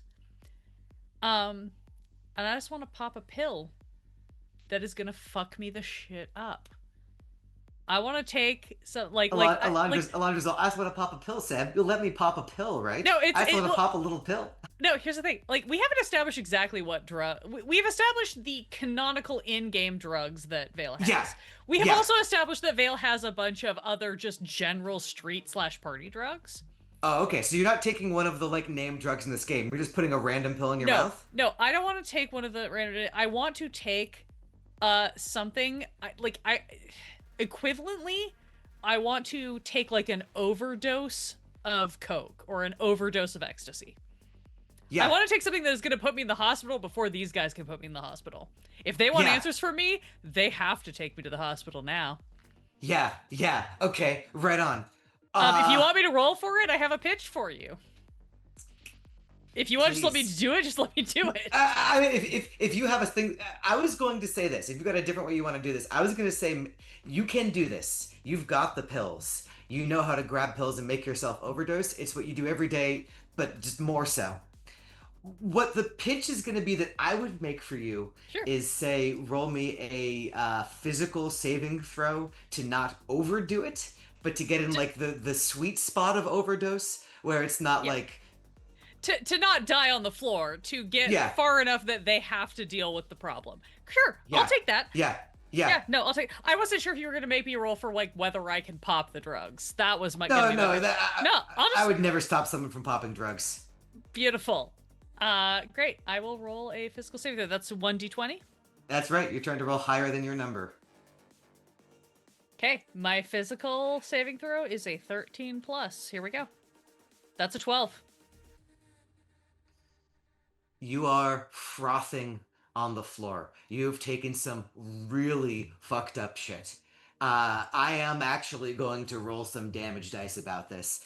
Oh, yeah. We'll see how it goes. Go for it. Because this is a scary moment, I want to let everyone know. Hitting 0 hit points does not mean you are immediately dead, but it means you are pretty fucked up. And if you don't get help soon, you are on the path towards immediately dead. I say that in preparation for rolling 2d6 damage and rolling 11 damage. I had 5 HP left. Yeah, this would be bad for you on a good day.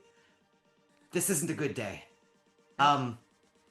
You are frothing. You feel blood vessels in your eyes bursting. You feel as if your mind has totally dissociated from your body. You don't know whether you're a person or a raccoon. You don't know if the people around you are persons or like strange multitasked boars. It seems as if GlitchAngle's mother is leaning over at you, her body stretching out, her neck elongating to look down at you. And the last thing that you hear before you fall unconscious is, well, shit. And you are out.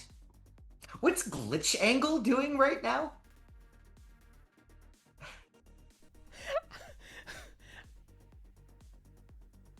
I don't know. Like, she had no idea that her friends are doing any of this. So, like, help me put this in context. When is this in relation to when I just got off the phone with Bug? Let's say that was a couple of hours ago. Okay. I think that she's doing, not quite to the extent of Eve settling in for the evening, but doing some puttering around her flat, cleaning up stuff, that sort of thing. Generally just like existing in a space when she's not being observed. So imagine, if you will, the screen split screening 5 ways, a dance of violence happening with Lore, Vale, and Abe. Vale thrashing on the floor to the music it seems that Eve had been listening to that's still playing through the background. in rhythm to that, Veil is Veil is thrashing on the floor, and Glitch is just like, arranging things, calmly setting things up at home. Uh, Glitch, you're gonna get a phone call. We'll come back to that in a sec. Lore, everything's fine. The last guy's gonna roll a morale check. I'm rolling 2d6. He needs to roll 10 or higher to stick around. He rolled an 8. The last guy is gonna split and run. Are you letting him run, or are you going after him? The fuck I'm letting him run? Okay. Okay. Tell me about it. He starts running and she says nothing and runs after him and tackles him to the ground. Nothing is perhaps the scariest thing you could say at this moment. If you screamed, if you taunted, that would give off a shred of humanity. You are just pure machine as you go to tackle him.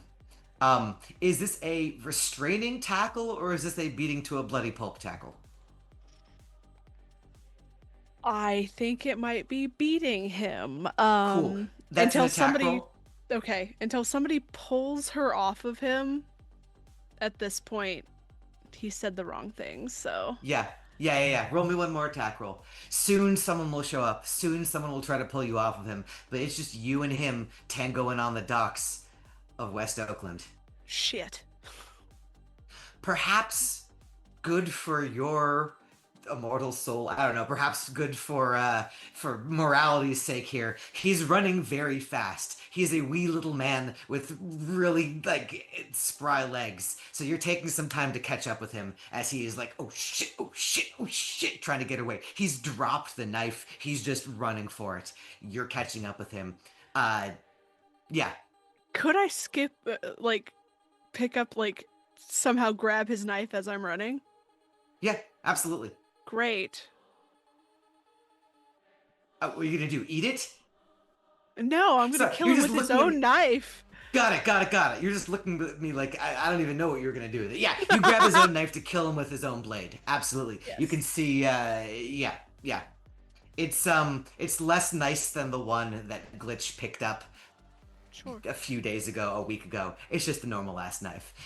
Abe, they're still going at you. You're still there. They're still mad about it. They want your stuff. Yeah. They want my stuff. Really, maybe it's just more of the thing. I don't know. Angry young men. What did you say your armor was? Your melee armor was? 14, I think. Okay. They are beating at you.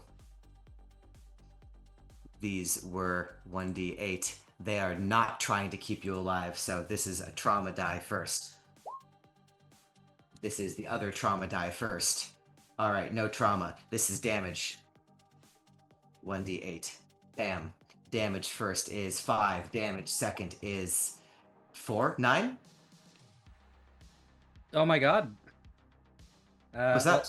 So I'm gonna eat this because I fucked up on the last trauma target, but that's fine. I'm at 0 HP. Okay. Alright. You're not dead, but you are lying bleeding. I'm gonna tell you a thing, which is this. You get one last little action here, right? As you feel as they're hammering away at you, to take your stuff? These guys are desperate to prove a point about their masculinity to themselves. You don't even know why this fight's happening necessarily. They just saw you and didn't like the look of you. You get one last action. What do you want that action to be here? I stocked up on trauma patches. Can I shoot myself full of one of those and hope that the weird mix of painkillers and coagulants and whatever pharmaceuticals that are in that particular cocktail at least let me survive the inevitable beating? You are going to drugs. I love it. It's like you are not mortally wounded yet, but you're on the verge of it, so you can slap it on. What you want to do is you want to give me a intelligence or dexterity heal check. Oh god. I imagine dexterity? Okay, so my dex is +1. but my heal would be a -1, so it's a wash there. This is Is the that point where 2d6? this is the point where we remind you that there is a floating around advantage die. You don't have to use it, but someone oughta. No, use it. You should use it right now. Yeah. Okay. Yeah. So that's a 3d6 KH2? KH2, yeah. Or 3d6 KH2. 9. 9 is sufficient to survive. You slap the trauma patch on you. You feel it jolting your body. You're not going to like wake up. You're still feeling it all fade. But you are on the ground, unconscious, alive. These guys are gonna rob you blind, but they're not going to like slit your throat. They're not that cold. They don't care if you live, but they also don't care if you die. Nice. That was Abe. Vale, we'll come back to you later. Glitch, you're gonna get a phone call. Okay. I'm going to pause and look at my phone and then pick it up. It's your brother. Hey, you didn't send someone around the house, did you? No, who's there? Kevin? Looks like they haven't slept in like 5 days. Yeah. Fuck me running. Security guys picked him up outside, brought him in. They had a whole conversation. Now the security guys are bringing his body out of the house. Bug, is there anything that you can do to where fuck me running. Where are they taking them? I mean, it looks like in the helicopter, into the helicopter. I mean, to be clear, they're frothing. They're like flopping around. They look like they, I don't know, ate cyanide or something. I don't really know what cyanide does. I suspect they're going to the hospital. I hope they're going to the hospital. Gods. I hope they are, but I also kind of hope that they're not. That's my hacker. That's Vale. Shit. What can I do?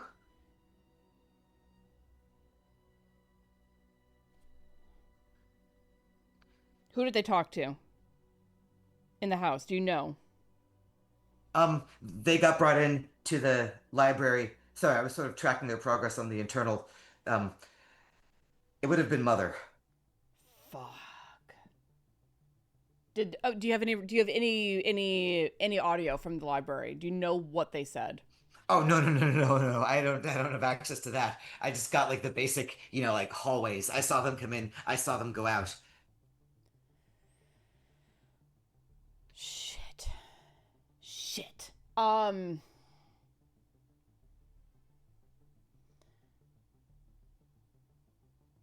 Yeah, okay, they're definitely going to the hospital.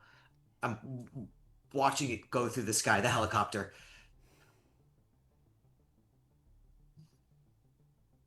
Okay.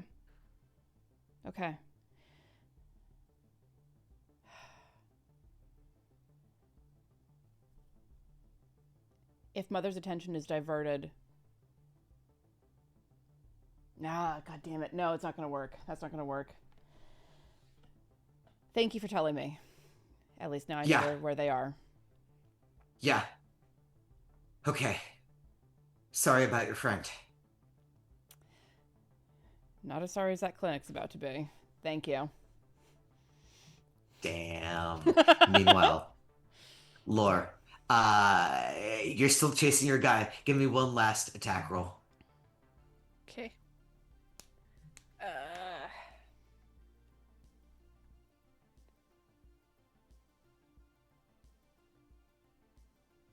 Fuck. Your guy will round a corner, and also around the corner will come your contact, your mentor within the gang. Friend is maybe too strong a word. Heinrich. He'll be running up. He will literally like put a hand on your chest and be like, "Whoa, whoa, whoa, whoa, whoa, whoa, whoa, whoa, whoa." Heinrich? You look like you are in control of this situation, which means we can stop and talk about it, whatever it is. Oh, you want to talk about how he wanted to turn me in? How Well, they see, decided to mention Kieran? yeah. Well, we'll take care of that. Don't look at me like that. We'll take care of that. How long have they been here? Those jokers? I don't know. We're trying to staff up. There's a war gonna brew. Is that the right word, brew? There's a war brewing. Sure. Somebody's talking shit about Kieran then. He will kind of sit back and been like, listen, there's a lot of rumors about Kieran. We try to keep a lid on that. I'm not saying I spread them. I'm not saying I condone it. I'm just telling you so you know. I need to know exactly what is being said.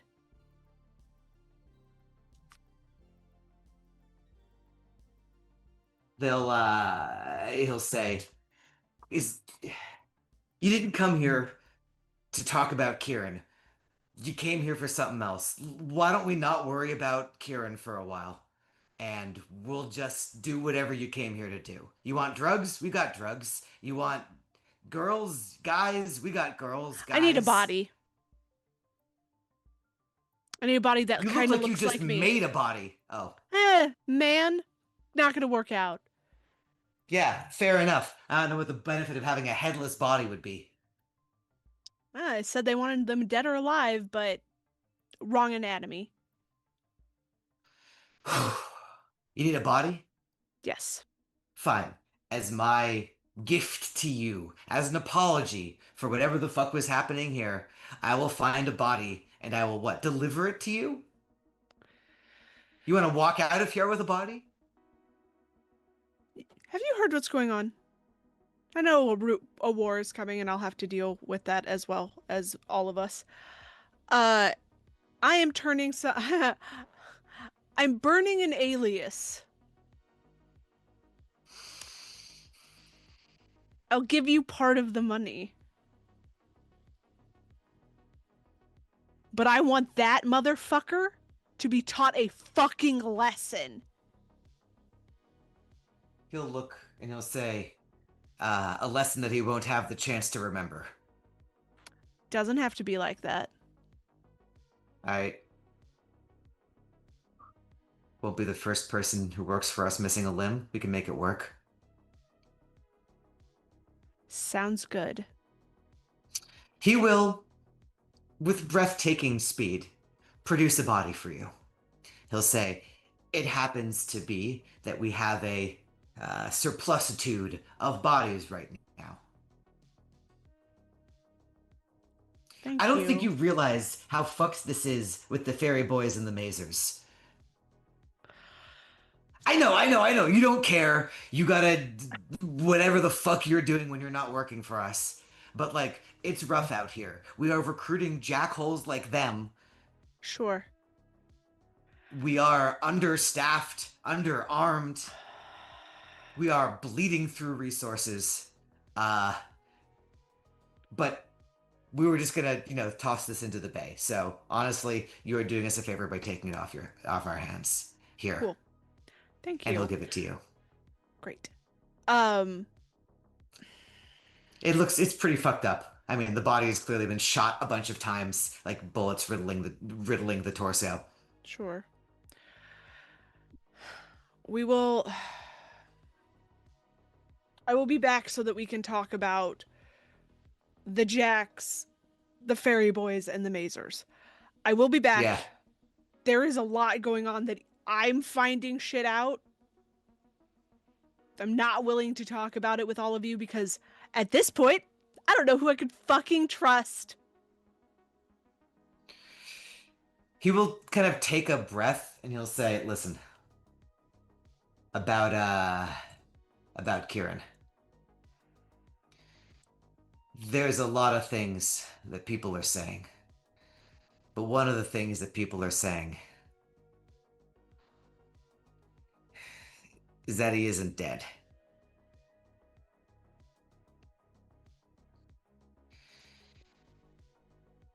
You told me you saw a body.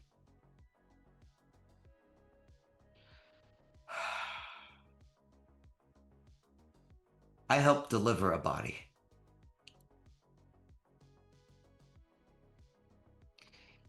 There was an action taken out against your brother.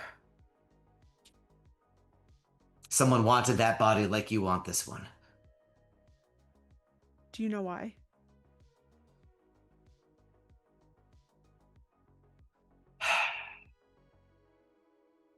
Rumors, speculation. Sometimes there's truth to those. A lot of people said he was pretty weird.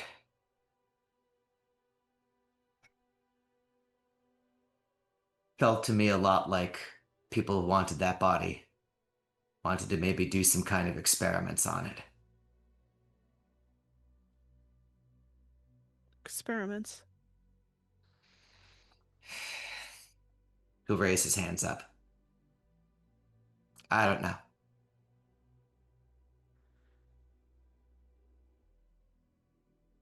We dropped him off at a lab in Cal. Dropped a body, not him. Or did you drop Listen. him off? Listen. We killed him. I didn't kill him. I helped drop off the body. The Jacks saw him killed. For thousands of Z's. But I could have sworn I saw him take a breath.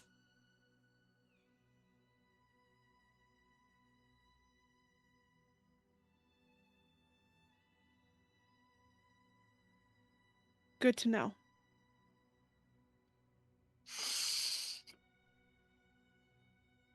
We don't betray our own.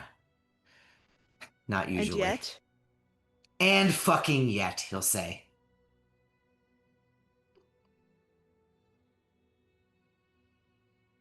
I don't know if This I can is where say you... this. This... He'll say... He'll raise his hands. He'll say, you can see why we didn't tell you. Yes. You can see why we tried to keep a lid on this. I imagine I'm never going to see you around here again.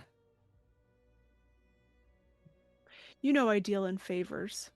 I feel like you owe me a lot now. So when I need you, I will call upon you. I want to be clear here.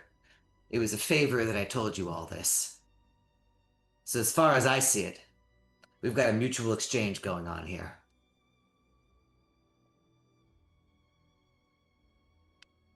Unless you want to punch my head off. You know, I really would love to. I cared about you, and I care about you, and I cared about your brother. I didn't like any part of this shit. But I owe everything to the Jacks. I do not blame you for what happened. I'm not happy that this is how I am finding out. And I sure as shit am not happy with the Jacks. Yeah, well. You and me both. See you around. Yeah. And I take the body and I'm leaving. I'm gonna go turn it in for some money. Yeah. I imagine my mental image of you walking out of this scene is like just grabbing the body by the head, just dragging it along behind you. As soon as Lore is not near any of the Jacks and is like away from everybody, there are tears. Yeah. And she'll go turn in the body. Yeah. I assume you are doing it through intermediaries or some process where you aren't physically bringing yourself there. I assume Yes. you're doing some makeup on this body to make it more like you. Yep. Also putting IDs that I have for her badges, all of the things that would identify her as this person. Yeah. Except for the like doctor outfit. I figure I'll just put her in like normal looking kind of like, nah, she's a doctor, but she's not wearing her lab coat kind of thing. Sure, sure. Doctors don't have those stapled on or anything. Yeah. Exactly.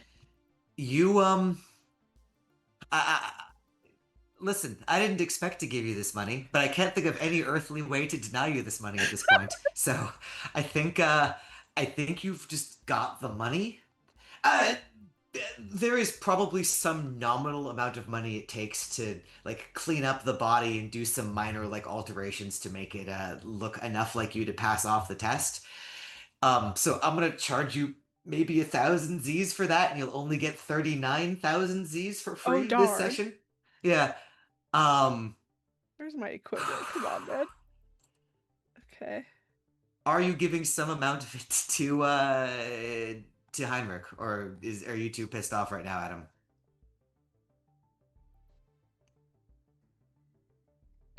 Chat says, yeah. I think she already told him that she would. And at this point, Heinrich is the only person she can trust at the Jacks.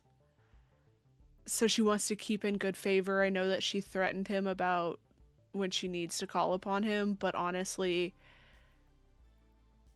Heinrich has probably been the only person she's cared about since her brother passed. Mm-hmm.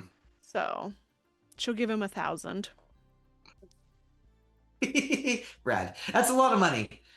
It's not a lot out of the 39,000, but it's a lot of money objectively. He did not know how much it was, so. Very good. Congratulations on earning 38,000 Z's for the low price of what, 4 hit points or something? 2 hit points? So, yeah, 1 technically in soak. Fantastic. Abe, you wake up several hours later as the trauma patch goes through, at like essentially 1 hit point. What do you have on you that's worth stealing? So thankfully, I had the foresight to leave a lot of my heavy equipment at home. That includes the rifle, a gas mask, a survival kit, all my goggles, and like half of the trauma patches that I had. So on hand, after spending 1, I have 2 trauma patches, Mm-hmm. 3 of the panaceas, Mm-hmm. a pair of binoculars, my Mm-hmm. armor, and my pistol. Okay. Oh, and however many Z's I have on me because I carry them around. Okay. They'll leave the binoculars. Like you can see, they've gone through all of your shit. They're excited about the armor. They're excited about the gun. Money doesn't have a whole lot of value here, but they'll take it anyway. They'll find some way to spend it later on. The Yeah. binoculars, it's clear that they picked it up, looked through them, said nah, and dropped them. One of the lenses is cracked. Okay, so goodbye pistol, goodbye armor. I guess that leaves me with ordinary clothing then, huh? Yeah. And You no, got, yeah, they didn't take the clothing off your back. They left you that. fuck, this was a Just- really bad time to misread my combat sheet. But anyways, I'm gonna run with it because it's funny. What was the order that you misread your combat sheet, or what was the error? It was a couple of rounds back at this point. You had asked for like a trauma check. I read the mod and not the actual like total. And that would Oh, it's okay, but I'm gonna run with it. well, fair enough. No, I'm running with it. It's fine. I'll give you a boon down the line for good sportsmanship. For now, every part of your body aches, just bludgeoned. You've probably got several ribs cracked. Your nose is all out of joint. What are you doing? Do I have my pager on me? Yeah, they didn't take the pager. They didn't know what it was. Fucking kids these days. No appreciation for what came before. Anyways, I put out a general distress call to the party. SOS. Deep East. Need help. PLZ. Z. I Eve, guess he just kind of what are just you doing right now? Yeah. Yeah, right. Yeah, it's the point in the evening where Eve is winding down, getting ready to actually go to bed. And as one last kind of I miss the people that I've been hanging around, she will pick up the pager and You will see see. Abe's message.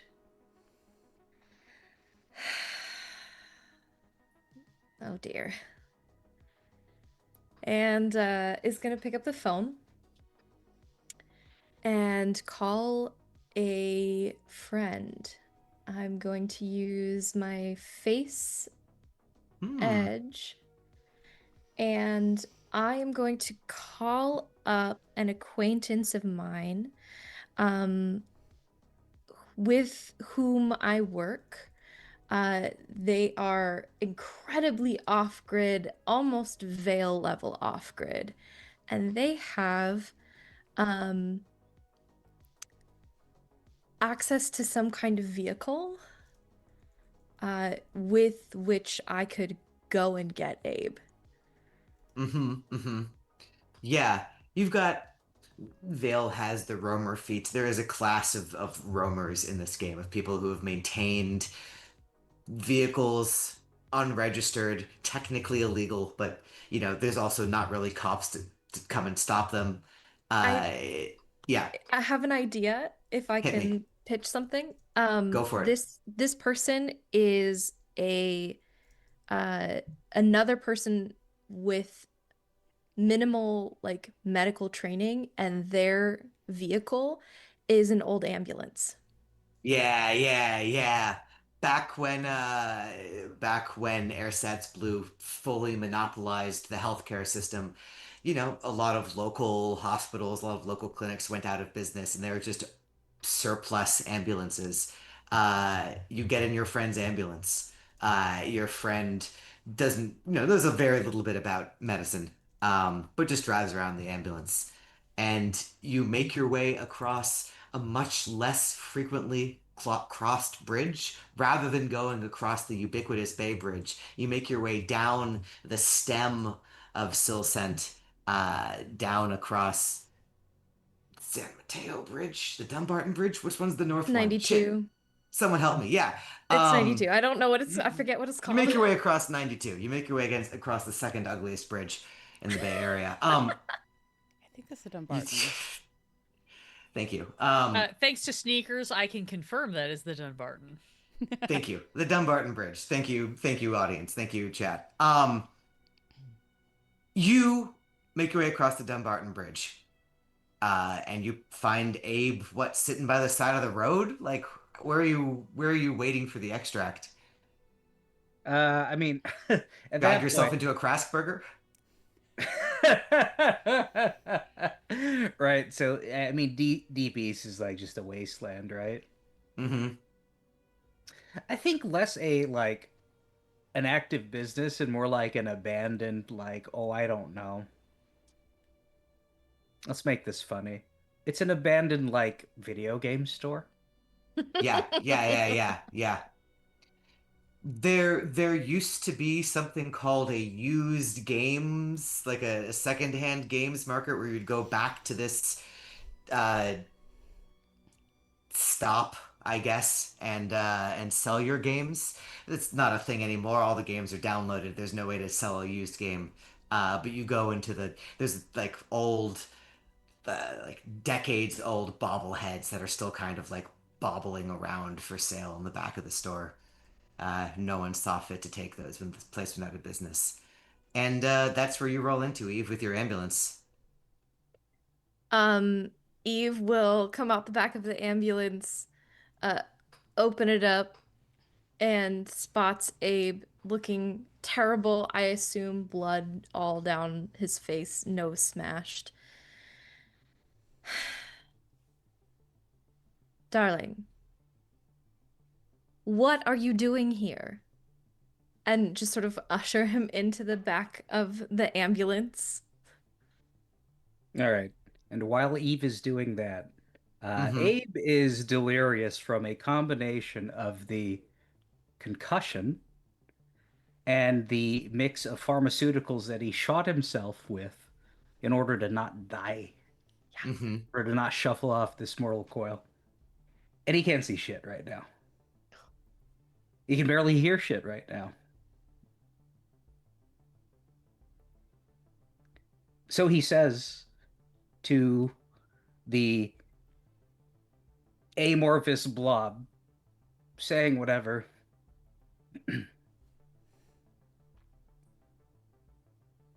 I came here to find you, little sister. Did you miss me? Terribly. Oh my goodness. Now you're delusional. Okay, into the back. Here we go. Charlie, let's get going. And as Charlie drives away, I will say that the thinnest of silver linings from these series of catastrophes is you have passed the minimum bar test of defeat a reprisal attempt. So the heat is going to go down by 2. Stinger scene. Assuming Glitch that you don't have a way to rescue Vale in the next 30 minutes or so. Vale, you wake up, and Dr. Marcus T. Spine is looming over you. You are on a hospital bed. You've got tubes running into your body. You feel fucked up in ways that will roll about next session. But you are fully attached to this bed that you are in. And he'll look down at you and just say, interesting. I think we're going to have a lot to talk about. And that's where we'll end the session. Right there.